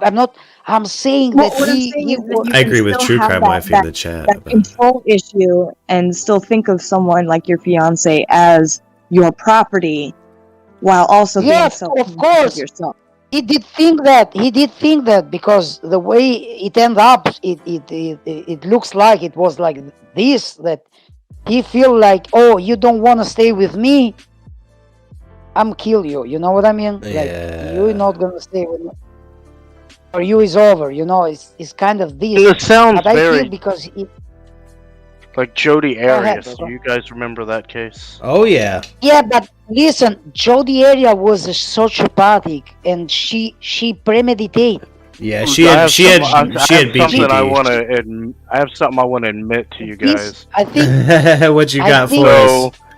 I actually am having an ongoing conversation with Jodi through an app called Securus. There was a documentary released a couple of months ago that tried to paint Jodi in a better light as an abuse victim of Travis. And so anyway, I thought, well, that was an interesting documentary. I think I'll write her. And anyway, I did. There's an app called Securus, which is basically to fund an inmate's debit account for their phone calls, or you can even send them messages or videograms. And I went ahead and messaged Jodi, told her I was a writer, and that I was just morbidly curious and what the fuck. She goes, yeah, anyway, and we ended up fucking talking and laughing and stuff, and she thinks my cat's fucking adorable, and she calls her a pampered princess. And just the other day, I was sick for 2 weeks with coronavirus, so I didn't ride her, and she hit me up, and she literally said to me, she hits me up in a message and says, "Hey, oh, what happened? Like, I haven't heard from you. Did the coronavirus kill you? Did the Delta do you in? Let me know how you're doing, bro." Jodi. Damn. And I'm like, the fuck kind of way is that to ask somebody if they're alright? Nah, she's trying to show you that butthole. She's trying to show you. That's one of my favorite hashtags is Jodi Arias's butthole. Everybody's seen her butthole. G-Man. Bro, for real, you message her, bro? Like, I will. What I'm gonna do? I'm gonna dump I'm gonna take screenshots of our messages and I'll dump them in the Discord for you guys to read. And I even straight up told her at one point. I said, "Look," because she was talking about. Oh wait, hold on. I'm getting a call at my job. Hold on. Yeah. Yo, G-Man, bro, you are creepy as fuck, man. Like he's messaging a killer. Like, fuck, really? Well, maybe we can drum up a Call Jodi Arias fund, and we can get Securus, and everybody can donate, and we can call and ask Jodi Arias some questions. $1 a question to fucking pay for the call. Give Jodi Arias some commissary, and hope she uses her unfortunate and deserved platform for some good. But that's how I feel about inmates normally. By the way, guys, I'm not really for the death penalty or anything. It's not really my vibe. Yo, how many years they did give to Jodi? I don't even remember. Life with no parole? I'm pretty sure. I think she gets an appeal at some point. Normally, people, if you see a big American documentary, they have an appeal coming up or something. But yeah, that's what happened. Is she had an appeal coming up about that? But I'll go ahead and post the screenshots of Jodi and I's conversations in Discord. I think y'all will find them interesting. So at one point, she said she was telling me, "Man, I've been trying to work on my art, and I've been wanting to write a book." And I said, "Jodi." I told her, I said, "Dude, if you wanna write a book and become a millionaire and get fame, why don't you write a book telling everybody exactly what happened? Because there's still so much debate on how Jodi killed Travis in his room. Like nobody knows how. Like, did she shoot him first? She have an appeal. Yeah. She can do that now. She can do now. Yeah. Well, no, we had actually a deep talk about that. I mean, she's never told me exactly how it went, but here's the crazy thing, and this is how small of a world we live in. So when I was talking to Jodi, my best friend, his name is Chuck. He lives out here in Canton. I met him. He was my supervisor in security years ago. Anyway, I told him I was messaging Jodi and everything, and he told me, funny story, I actually used to work with her ex-boyfriend, Travis Alexander. Chuck knew Travis. Chuck knew him. They worked together in a company called Prepaid Legal, and Chuck would go in to conventions in Oklahoma and Las Vegas and see Travis, and they were like pals. Like they would have a cigar together, go out to eat, talk about business and personal life. Like he actually knew Travis on a personal level before Jodi killed him. This is my best friend. So I'm sitting there sending these screenshots of me and Jodi to him. He's like, "Bro, stop talking to her. That's fucking weird." She's nuts. Yeah, she's nuts. I knew her in person. I've seen her butthole in the reel, and you don't want none of that, brother. It gazes back at you. He met Jodi at one of the conventions because Travis was taking Jody to these prepaid legal conventions. That's how they met. Yeah. And so, you know, he even took it's just so crazy. What a small world, man. Yeah, man. Jeez, dude. It's Jody Arias is a man, fascinating it guy. could be you, bro. Yeah. But we'll have to maybe Be careful. we'll have to maybe yeah. we'll have to maybe drum up a donation fund and see if we can't get a phone call with Jody Arias. That'd be cool. Oh no. Get some money put on her commissary. Yeah, Get some Well, here's the questions. thing. Jody loves we can share it on attention. Discord. Yeah. She loves attention, okay? 'Cause she even had me do a shout out for her on Reddit, because there's a Jody Arias Reddit, and she wanted me to say hi to some people for her, and I did, and a bunch of people replied back. Anyway, no, I wouldn't put it past Jody to do a live phone call on the air. Oh, a lot of incarcerated people are down for the platform. Yeah, I'm down to give them a platform. I'm down for it. I fucking would love to talk to Jody Arias in particular. Like, again, if she's saying it was in a, I want her side of the story, baby. On this show, fuck it, I want to hear it. Bro, it's not side of the story, bro. It's one dead and the other one is in the jail. Yeah, and we got photos. We got photos. Nah, baby, I'm a host. I want to know what she had to say. I want to keep her talking. I agree with Sammy on that. We want to talk to her, okay? Like, me too. I'm like affectionate to talk with the killer because I want to know what was going in his head. Well, in her head. She's saying she's not a killer. Before and after. So- I don't want. I already know what happened over there. Like, she Yeah. killed her. Yeah. She killed him. Okay, so it's okay. But like, it's no other side of the story. Like, one is dead; he cannot talk. You know. Oh yeah. The other yeah, one yeah. is in the jail. Yeah. Like, it's not. It's only one side story here. One is still alive, and the other one is dead. Right. Yeah. You can learn so much from someone's psyche by asking them questions. Yeah.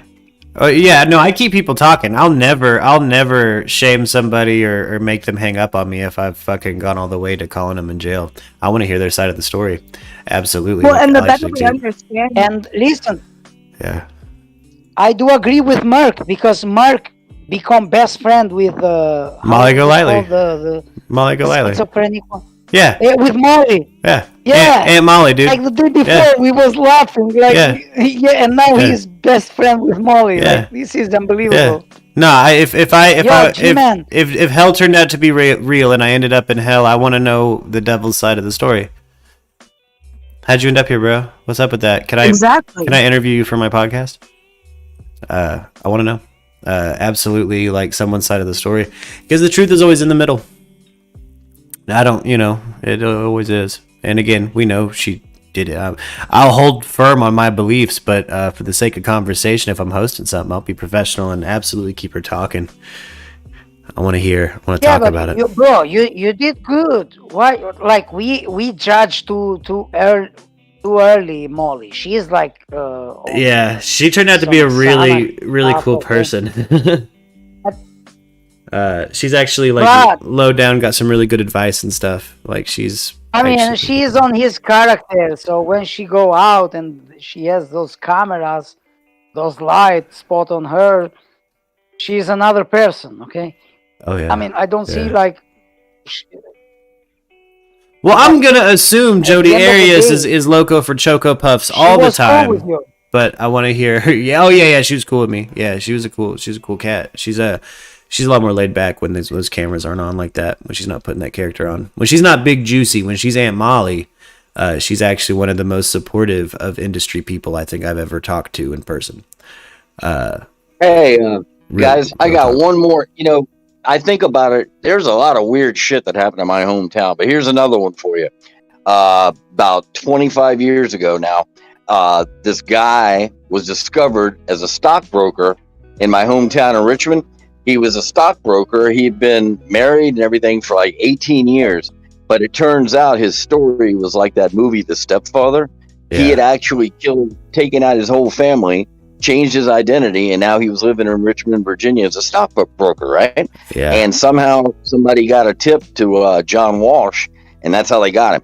And it was fascinating. And the other guy that I when I did the actual as an actor in the episode of America's Most Wanted, this guy's name was Leo Corey, and he was the longest going person on the America's Most Wanted. You know, like he had been wanted for like 15 years after he shot up this gay bar. So anyway, he's on the lam, and he goes and gets a job in Baltimore at a 7-Eleven, and they never did catch him. What happened was he got cancer, so he finally got sick, and he finally died in a hospital in Baltimore, and that's the only way they finally figured out who the hell he was, and that's the only way they could close this case. Fascinating stuff, man. You know, but the other guy's name was John List. And if you look it up, John List, they based the Stepfather movies off this case. Oh, okay, got you. Yeah, I mean, he takes out his whole family. In the chat. Yeah, he takes out his whole family, and then he just goes and starts a new one. And apparently he was about to do that again when they caught him. You know, something gets him tired of it. I just interesting stories that come to mind when I'm listening to us talk. You know, sorry about that. Yeah. Oh no, no, not at all, not at all. Hey, this is no. Yeah, this is the swing shift, baby. We get off topic. We like to chit chat. This is community time on these streams, baby. This is MURKradio. We get the beats going and we like to chat. I always love your callings, John. Always. No, thanks. Absolutely. I told you one time I was going to tell you a little bit about me, and I decided not to because I read something you said the other night, just last night I think it was, where you said some people like to come in and they just take it over and start talking about them. And well, I said, ooh, never mind. Well, no. Well, look. Here's the difference, though, John. I know here, like, there's plenty of people who do that in a very positive way. There are people who do it to cyclically talk or are maybe intoxicated in the moment.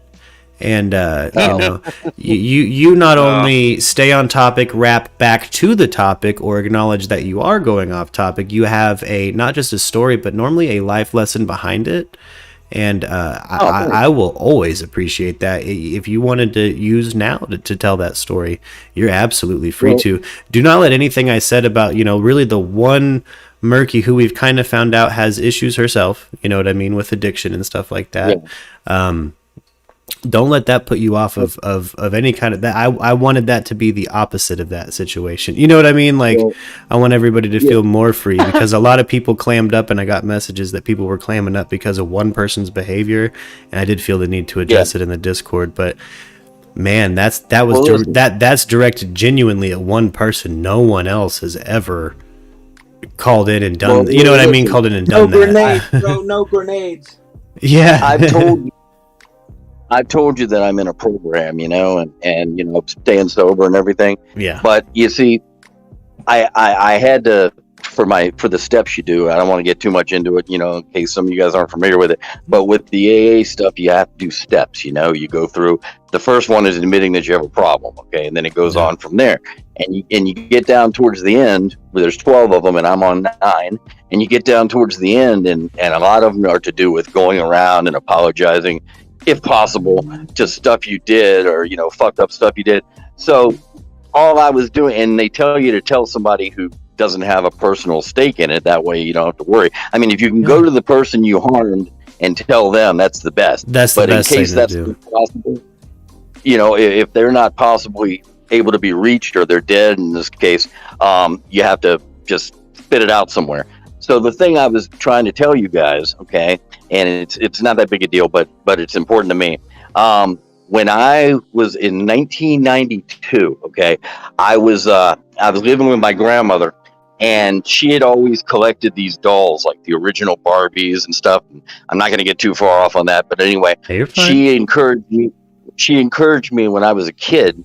And I had the G.I. Joes, and I had these action figures called Mego. They were Planet of the Apes, Star Trek, whatever.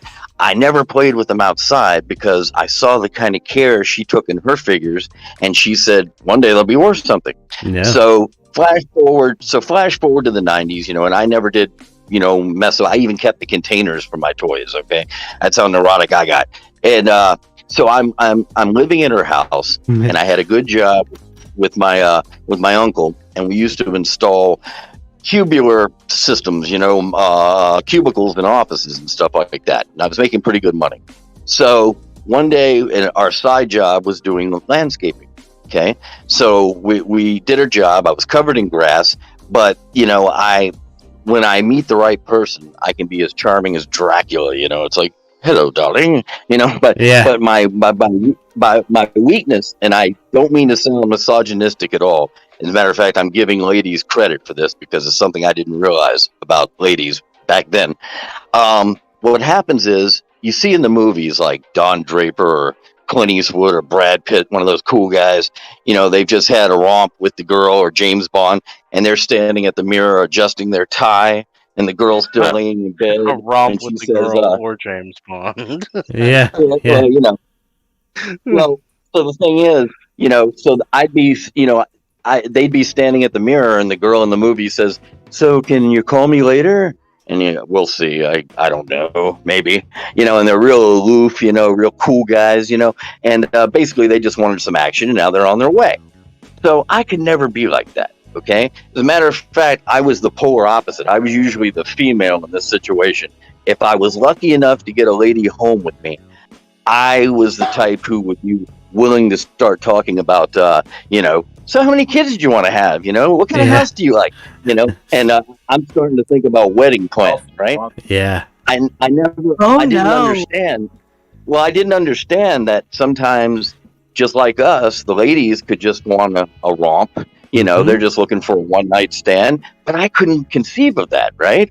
So I felt like a real asshole when I meet this girl at this McDonald's, covered in grass and stuff. I go up to her, and she looked like Linda Blair back when Linda Blair was pretty. Anyway, so I go up to her, and I'm shooting the shit, and I'm being my charming self. I look like a combination of David Spade and Kevin Bacon, So I'm pretty cute, and I walk up to her, I start shooting the shit, and I get her to give me her number, and she agrees to come over that night to my grandma's, So I had the whole upstairs, Yeah, well, I thought. So she comes over, no, we have a good time. Okay, wake up in the morning, and had some more good time. And then I'm doing the thing that the guy usually does. She's getting dressed to go to McDonald's. She brought her uniform with her. And I go, so you want to get together later, maybe have dinner? And she's like, I'll have to call you. And so, long story longer, I ended up going and contacting her, and then actually running like a madman through the streets to her house, her apartment 2 miles away, just to knock on her door and say, well, what happened? It seems like we didn't work out now, And she basically let me down easy and said, well, I've got a boyfriend, and I was trying to decide, well, you didn't mind coming and sleeping with me, Yeah. But so I was crushed. Okay, long story short, I was crushed. So I'm working with my uncle. I'm doing good. I'm making money. We smoked weed together, so we'd always go buy a bag of weed, and everything was okay.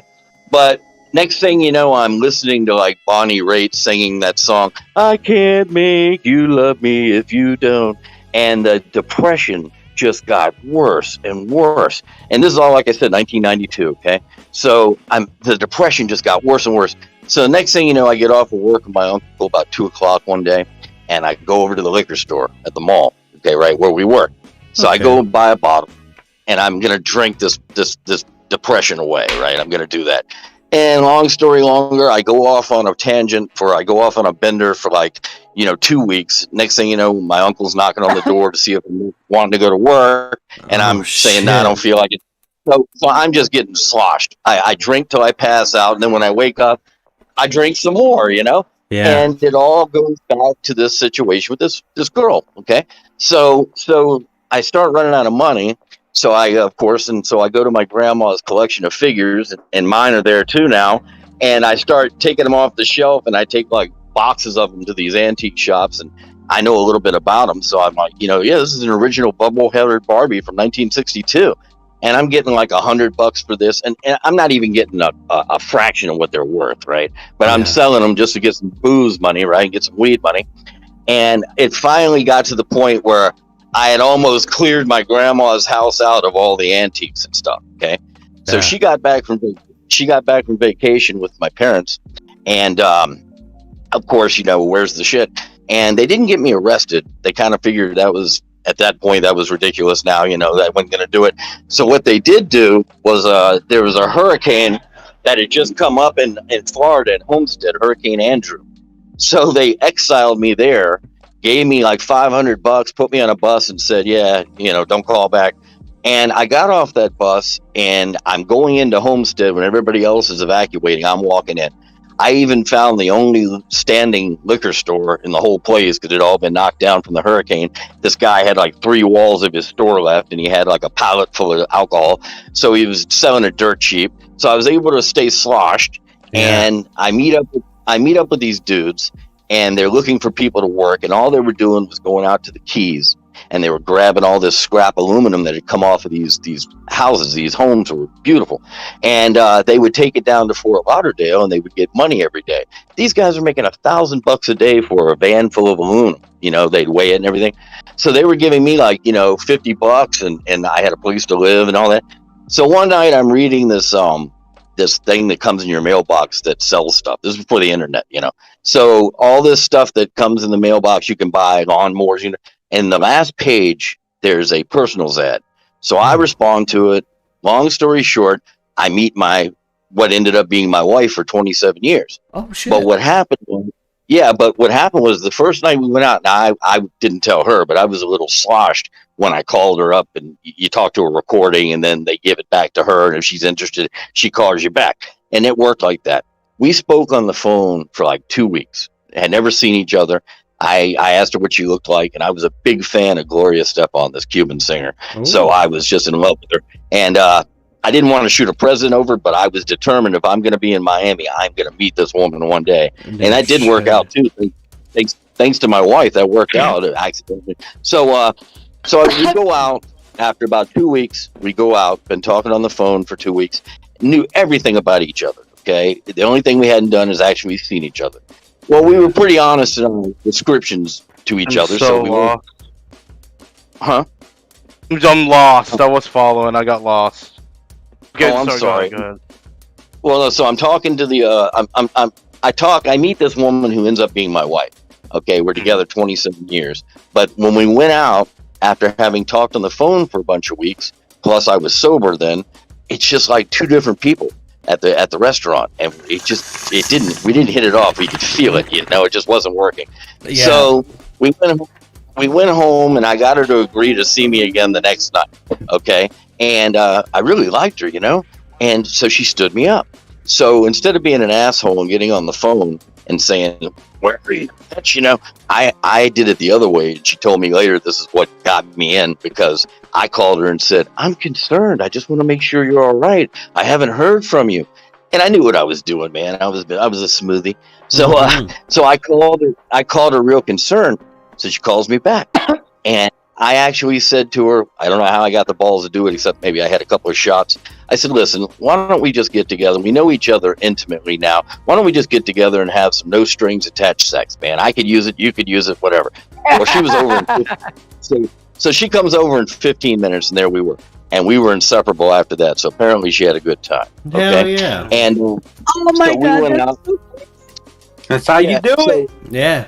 Yeah. Well, so one of the coolest things was during the first year we're together, when you live in Florida, if you want to go to the beach or go on vacation, you just go downtown, you're there, right? So we would go stay in a hotel. So we're staying in this hotel, and and again, I don't mean to sound misogynistic, because it wasn't me. Check this out. So we go to this hotel, we're swimming in the pool, and I got the wife up in the corner, we're fooling around, we're married now. So we're fooling around in the corner of the pool, and she turns me around. So I'm facing the other way, and she says, look at that. And it was this girl who looked like the actress Selma Hayek, right? And just beautiful, right? And I mean, wearing basically what was 3 little triangles for a bathing suit, right? Tiny triangles, right? So her cups runneth over, So I'm going, my God. In my head, I'm going, now why is she pointing out this beautiful woman? Right, yeah. Is she gay? I'm wondering. My husband and I do is anytime we see someone, a gorgeous woman on the street, we have to nudge each other and kind of look over, and then when she's out of earshot, we're like, oh yeah. Well, see, now I'm glad to hear that, because my first thought was is she gay? If she is, that's cool as shit, you know? Mm-hmm. So it turns out we find out, you know, later on, I find out that she'd always had a kinky streak of wanting to get involved in that sort of situation, you know? And I'm not one to knock that. I'm like, sure. Well, we didn't actively do that for a while. But anyway, so what happens with this is this girl at the pool, Selma Hayek, and I'm like, yeah, nice. And two of the most beautiful women I've ever seen in my life were pointed out by my wife. Okay, so we're going down an escalator one day, and she points to the jewelry shop where the lady is putting the jewelry back in the case, and you know she's showing you everything, and from the top of the escalator, and I go, good Lord, man, my woman is kinky. So that night at the hotel, we go. It's my birthday. We go to eat somewhere, and she says, here, I want to take you here. And she takes me to this strip club called the Pink Pussycat. Okay? Hell yeah. Long story longer, she buys me a lap dance. I'm such an idiot, and I'm such a nerd. I'm like Sheldon, right? So this woman's like grinding all over me, and all I'm asking her is, so how do you feel about Demi Moore's portrayal in the movie Striptease? Is it a pretty accurate portrayal? And even the wife is going, shut up, let her do her thing, right? You know, because I'm not realizing the wife's trying to get into this too, you know? I mean, because some of the girls didn't even want another lady there. This one was really cool. So she's like, yeah, you can sit there too. So I'm like, she wasn't my type anyway. So the dance is over. We go back to the little booth there. We're watching the other dancers. And here comes the lady that was at the pool today.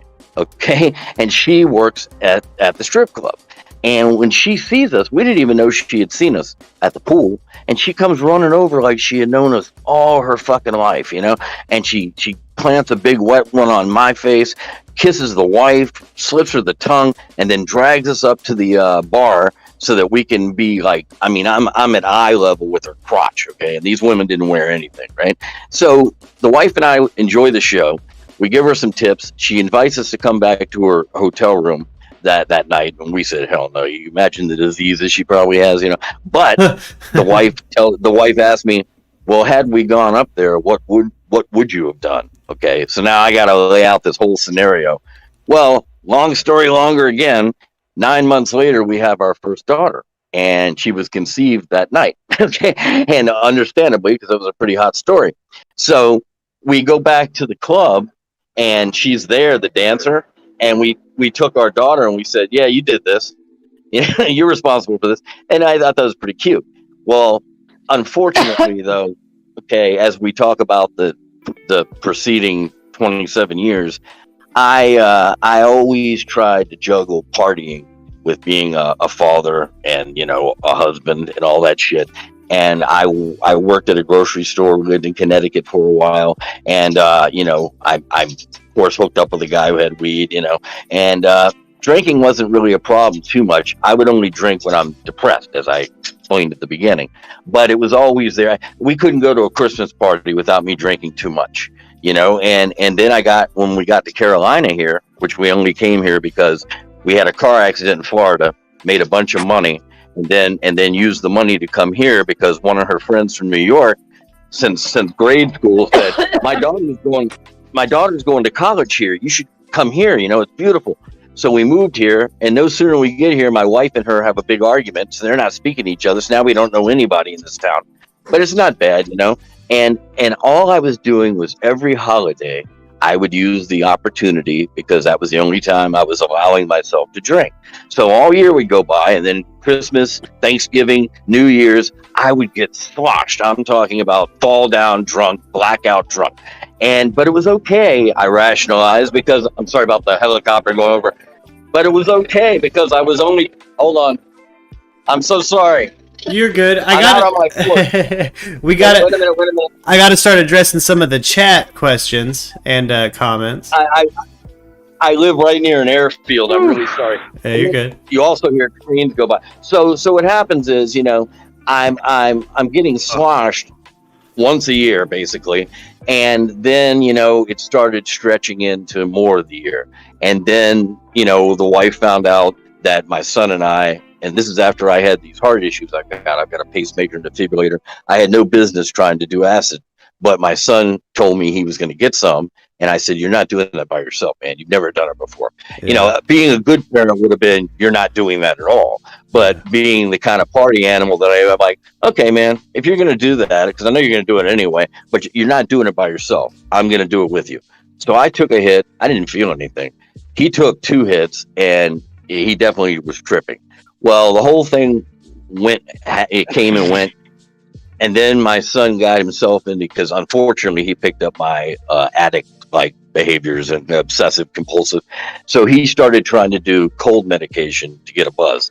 Okay. And if you do enough of that, you could die. Okay. So this time we were concerned. So we took him to the hospital. You know, I mean, he was, you know, just in bad shape, and he was drinking and all this. So we took him to the hospital. And then when we come home, you know, we're all coming down on him about, why would you do such a stupid thing? And he tells the wife right in front of me, he goes, well, I tripped with him. I'm like, oh, you asshole. Thank you so much. And she says right at that, you know, and my son and I aren't getting along right now, but I got to work on that. That's, you know, so he says that, and she turns to me without missing a beat, says, I want a divorce. And sure enough, 6 months later, we went to get a divorce, and we did. And you know, I was all right with that. Okay? I didn't have a problem with that. Hey John, I'm gonna have to put a pin in it and address the chat because it's moving fast and we're rolling on 20 minutes. So I gotta move on. I gotta move on, man. That's how I got here. Oh, right That's how on. I got in this program. Oh, right on. Well, hey, I'm glad you're in it, my dude. Absolutely. But hey, Jameson has said, MURKradio, you called the manner of death. Very impressive analysis. Jameson, hope you're still with us. Yes, Jameson. I sure the fuck did. If you guys notice, as I covered true crime, I feel like I have a fairly solid analysis. I've been doing this for a minute now. Not on air the whole time, but been a true crime fan for a minute, and I like to follow shit as it happens. Cool. Oh, hey, shout out from Melbourne, Australia. And again, shout out John for calling in. And hey, I support anybody who's in a recovery program, whatever led you to get in that recovery program. Well, I'm glad it got you there. Thanks for letting me ramble, man. Hey, but absolutely. I'm doing all right now. Everything's fine now. Okay. Hell you yeah. know? Good. All right, yeah. I'll catch you later, bud. Right on. Talk to you later, John.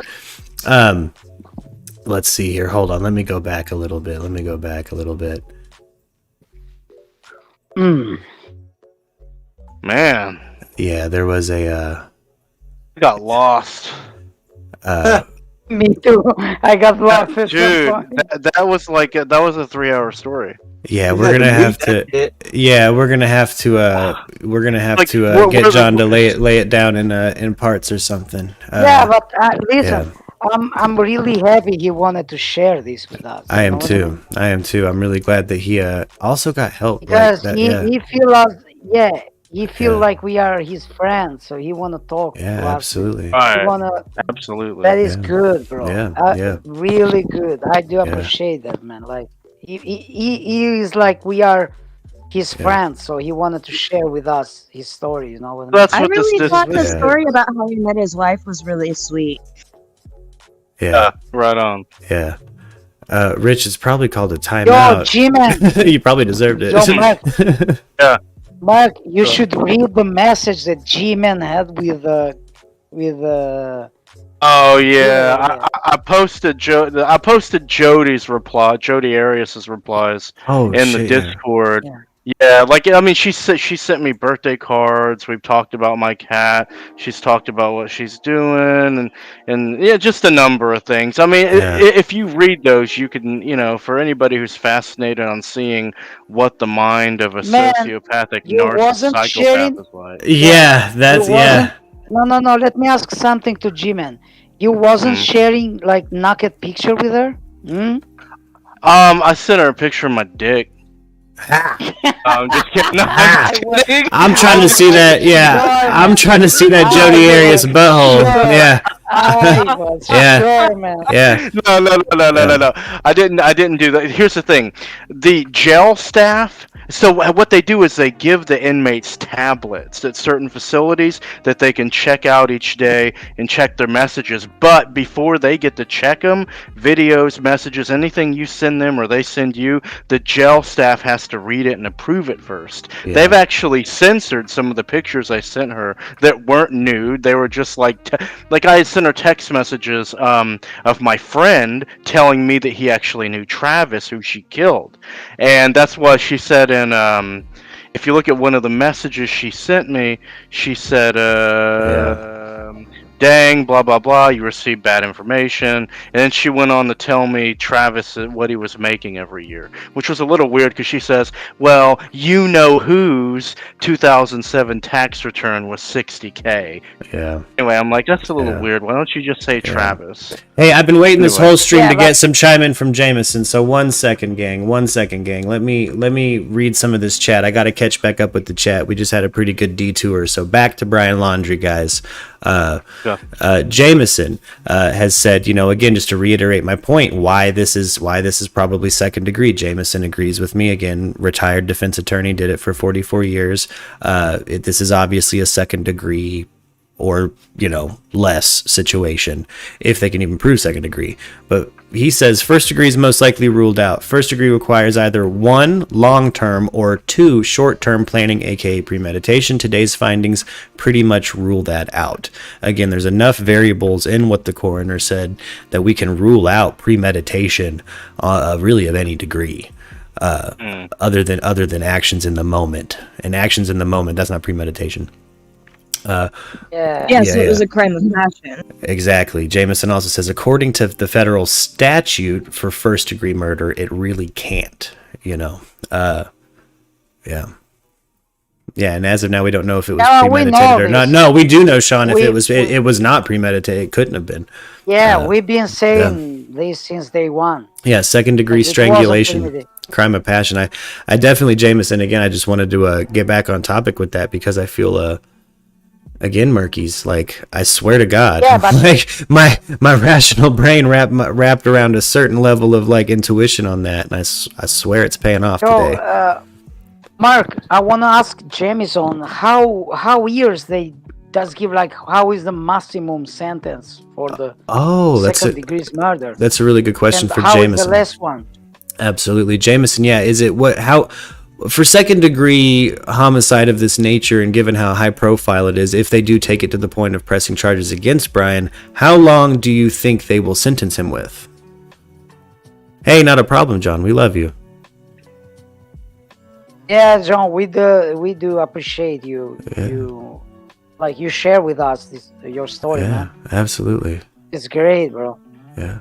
Oh no, John, don't ever apologize for rambling. Yeah. We're all like a little family here on this Discord. Yeah, damn straight. Dude, you got something exciting you want to talk about? You talk about it, man. Yeah, we're excited. just talk. Oh yeah. We're excited for you for being excited and sharing something personal like that with us. Yeah. Jameson, 1, We heat love of you, the man. moment. 2, he didn't bury her, basically ditched the body. 3, he fled. 4, relied on his parents in some manner. These all serve to defeat the idea it was planned, like I've been saying from the fucking jump. These are all, I mean, you don't even have to be a good defense attorney to use that to get it to second degree at Jameson, fucking least. We want to know if they their rules that he did that. How many years he can get? 40 years to life, I believe. Jameson is saying 40 years. So a 40-year sentence. Second This is degree. the good, man. That's not enough. You can get out for second degree homicide. Second. Guys, 40 years. This is the best. The less he can get from 40 to up. Yeah. Or this is the maximum. You could see a 60-year-old Brian Laundrie walking the streets. It's very possible, and most likely could happen. 20 years, 25 years, he can get out, bro. Oh yeah, and that's if he doesn't win an appeal. He's gonna go 20. Yeah. Yeah. That's so fucked. 40. That's there's plenty of people who committed murder in the second degree who are functional members of society nowadays. It happens in America. But I believe in reform. I do believe people can learn and change. Murder, I don't know. This guy, I don't know, but I'm not his doctor, and I'm not a psych person, so I couldn't say what's going on in that ticker. You know what I'm saying? I couldn't say what's going on in that think box. Maybe there's something going on in there that would make him not safe for everybody. Guys, since you are all USA, and I don't know why the people in USA are so fascinated with these killers. Like, we have a person here, G-Man. Yeah. He did he has this message chat with a killer. And why the people in USA Their they brain are so is what fascinated? fascinates us. It's why they do these things. We have a fascination on what makes them tick. Yeah, we have to know why. What makes them a psychopath? Yeah, that's Listen, yeah. Somebody fall in love, like they do write like love letters to these killers and stuff like this. I can't really understand it. Oh, the people who have the hots for Richard Ramirez, where it's like, it says very clearly right there in plain English, he smells like a fucking dead goat, and women are still writing him love letters. High profile, man. I think those women are Zemi, if looking for fame, or they have some sort of Stockholm syndrome. Zemi, if you had a chance to send Jodi Arias a dick pic, would you? I don't know, really. Listen. No, wait. You have to think about it. That wasn't a flat no. Stop. Yeah, because listen, she's fucking psychopathic. She is. Listen, man, the way she was in the trial, bro, it scared me much. Yeah. Man, that is like, she is, bro, I can tell you, she is beyond like my think. I can't think about a person that killed somebody. The way she was acting over there, she was like, so sick. It make me sick. Yeah, like this, bro. I don't think I'm gonna. Yeah, I can't send message to her. But you did send a dick picture to her, like. No, I didn't look over to yeah, that was a did joke. Send, man. Shut up. You did I send. wouldn't have got to her because the jail would have censored it. Like. No, shut up, man. You did send dick picture to her. Hey guys, justify yourself now. Like, hey. To address the chat real quick, Jameson's gambling anywhere from 25 to 40. We can rule out the death penalty. That's reserved for first degree. He's not gonna. The death penalty is not up for grabs. He will not be put to death for this if he is charged with it. Jameson made a very bold claim, and I fucking believe him. Where he says Brian calls me before he runs, I'd get him out. I'd get him 10 to 15 years. And I fucking believe that if Brian would have lawyered up immediately, like people claim he did, because he didn't lawyer up immediately, he could have scathed away with 10 to 15 and a plea deal. 100%. Like 100%. That's just I don't know. So listen, Jameson, in USA, you can kill somebody like in a passionate rush on somebody like this, like a hit moment. Yes. And you can go out the prison in 10, 15 years. So the life of another person. Zimmy, here's the thing. Well, they're not measuring. The person you had beef with is gone. They're measuring it now when you're having a parole hearing or an appeal hearing. They're measuring if you are a threat to society. If the person you were violent enough to kill is gone, and you have proven through rehabilitation and reform that you don't get angry like that anymore, they might let you out. Absolutely. Like they're not measuring, like if it's a crime of passion, a second degree singular victim, sometimes you'll see that in America. And I agree with that kind of sentencing because again, I'm pro reform and I don't like the death penalty for everybody. There are some people who I feel like have committed acts heinous enough that they openly forfeit their right to live. But normally those people say they want to die, and that means I want to keep them locked up and alive because I don't like them and I want the opposite of what they want. So while our system might seem a little weird, if you think about it, it might make sense. Again, is this individual a threat to the public at large? if the He answer, is. Like he did once, he can do it twice. he was definitely a threat to listen. Gabby Petito. Potentially, again, he hasn't been tried. Listen, Mark is different. Listen, Mark is different when you shot somebody with a gun, or you use like a weapon. Okay. Strangulation is passionate, but Zimmy, that's using the opposite. That's using the opposite of the side of the argument. Is he was so passionate he didn't even use a weapon, and so therefore he wouldn't act like that to the public at large. He wouldn't just go around strangling people because he only felt that He can do it the passionate. next time with his wife or with his children. You know what I mean? Yeah. Jameson says, bro, it is hard, bro, to strangle somebody and see somebody you take his life in your own hands. It's different, bro. It's easier when you shoot a gun and you just turn your face in another. And it's different when you strangle somebody and you actually see him like trying to breathe, bro. Like that is like. While it is brutal, Zimmy, it is a singular act. That doesn't imply that individual doing the strangling wants to strangle everybody around them.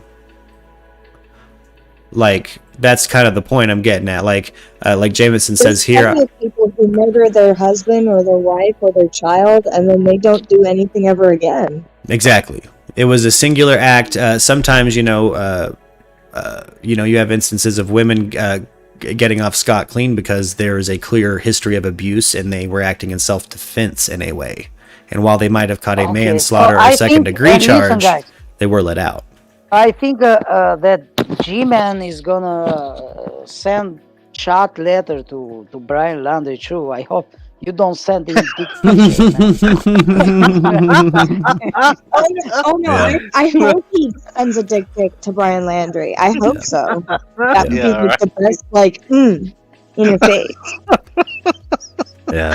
You guys. G-Man, bro, you. Hey, Mark. Man. Yes, sir. Is that a new warrant? Are we watching a new warrant? Oh shit! What? Arrest warrant issued for Brian Laundrie and the strangulation death of Gabby Petito, guys. So Cal, yes, he has been charged, and no, he didn't turn himself in. Is that new? That's new. This is live, or this was live. Wait, Holy shit! I just happened to look down while you. Nope. Disregard that. Fake news. Nope. Old stream. Fake news. Fake news. Really? Yep, I retract that, Cal. He has not been charged. So yeah, we're speculating in the future heavily. But again, like I think Jameson would probably agree with me. The fact that it's come out that it's strangulation, he is still the only suspect. You know what I mean? I think it's fair to speculate what could happen in a murder trial. Now that we are this far into it, he is still the only suspect. You guys have heard me have a different candor about that kind of thing in the past, but that's me kind of playing devil's advocate and making sure that Okay, I have a question though. Yes. What if Rose did meet up with her, killed her, and is trying to frame Brian? No, because Rose was in another spot, and she was really far. They had planned to meet like a week later or 3-4 days later. She died at Yosemite. Rose did have the phone, and actually Rose did call the mother of Gabby. And she was asking because she did send message and Gabby didn't answer. You know what I mean? Mm-hmm. So his phone was struck, I think, very far from where she was. So this is impossible. They already checked the position of Rose. Don't worry. All right, I just had to throw that conspiracy out there. Yeah. Those are bullshit. But I think that she had something with Gabby. I don't know, it was like love story or just a friendship story, or like she planned to leave Baldo and she wanna catch up with Rose so Rose can, how I can say, help her to get away from Baldo, stuff like this. We don't know, but we know that for sure that they start fighting over the phone. The 3 days they did fight over the phone. Because when the police stopped her and they asked what happened, she said, "Yeah, we fight over the phone." Yeah. Because he grabbed his phone. He grabbed Gabby's phone. He don't wanted to give her back the phone, so she scratched the face of Brian, Yeah. because she won. And usually this stuff happen, when you get jealous with your girlfriend, or your girlfriend get jealous to you. Yeah. Because you know what I mean? Well, but since we were talking about the phone of Gabby, so is him being jealous to her, not she was jealous to him. Zimmy, while we were doing a tarot read on Brian Laundrie, what up as there was okay, so what if financial things were a fight too? It kind of gives motive to why he took $1,000 out of the bank account and everything. But unfortunately, gang, we're at the end of the 4th hour, so I got to bring the show to a close. I love you all, and let's keep this conversation going in the Discord. I'll be right back in here probably. I'm trying to scheme up some kind of Let's Play content or something for somebody, probably Iro, trying to game with Chief or something, or get something figured out. I might start the download for Neverwinter on Lux's Xbox One. I don't know. I'm gonna try to get some gaming figured out. Neverwinter. Yeah, but it's entering daddy time. I might just take a couch nap. Who knows, bitches? I don't know. Heck yeah, right here. Yeah, I might leave the stream on Discord. Just take a couch nap right back here. I'm kidding, gang. But I love you guys. I'm gonna hop out of Discord. I gotta bring the show down. But just let's take a couple of minutes and just kind of wrap up what we've learned today. I want to summarize the best I can. We definitely found out it was strangulation. It was it wasn't an accident. It was second degree in my opinion. Arianthi and I fucking spot on because we've been talking about news since we were probably 13. We've been doing this just to each other since we were like 13. We should start our own detective agency. We really should at this point. But yeah, so we have a cause of death. That's really the most breaking of news, like the black and whites. When it comes to speculative news, we've come up with some really interesting theories. But I think we're kind of narrowing down to black and whites and probably a location on this bald fuck. And let's just hope. It really sucks that we have to potentially wait a year to get a trial after the fuck is caught. You know what I'm saying? Man. But we'll fucking see.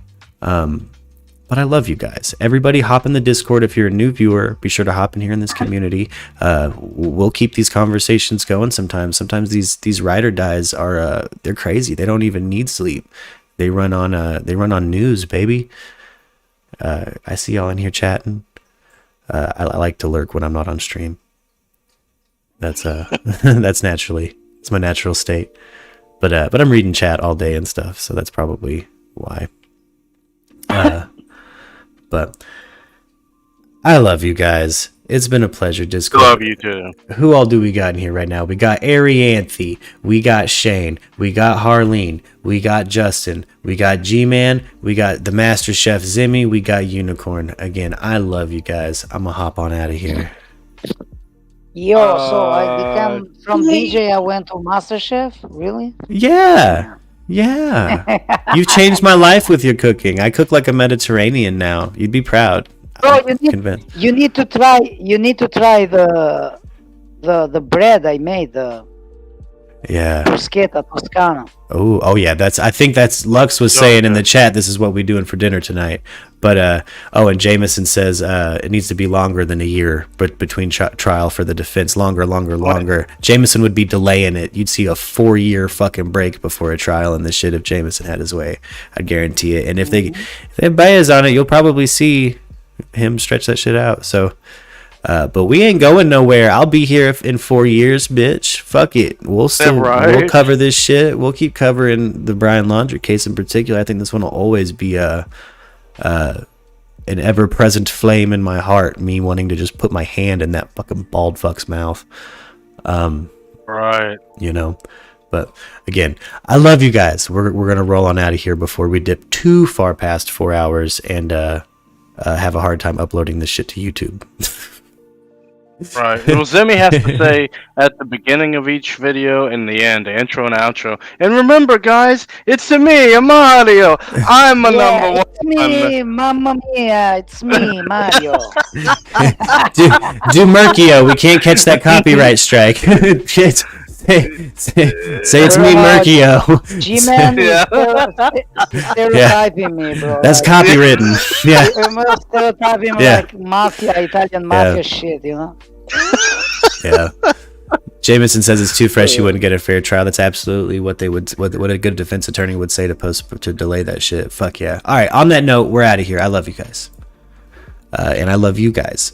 We're gonna hop over to the beautiful Stan Odie made little ad break page for a little bit. We have a merch page. If you guys are a dedicated Murky and you want some extra swag or something, you want to support the channel, you don't know where to go to support the channel, that's why Stan Odie made this for us, baby.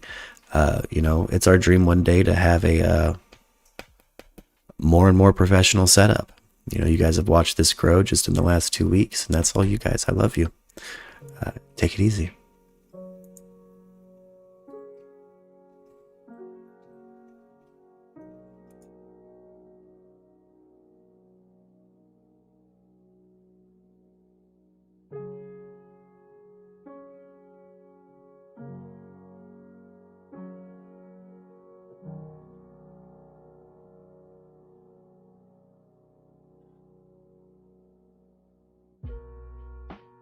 Thank you.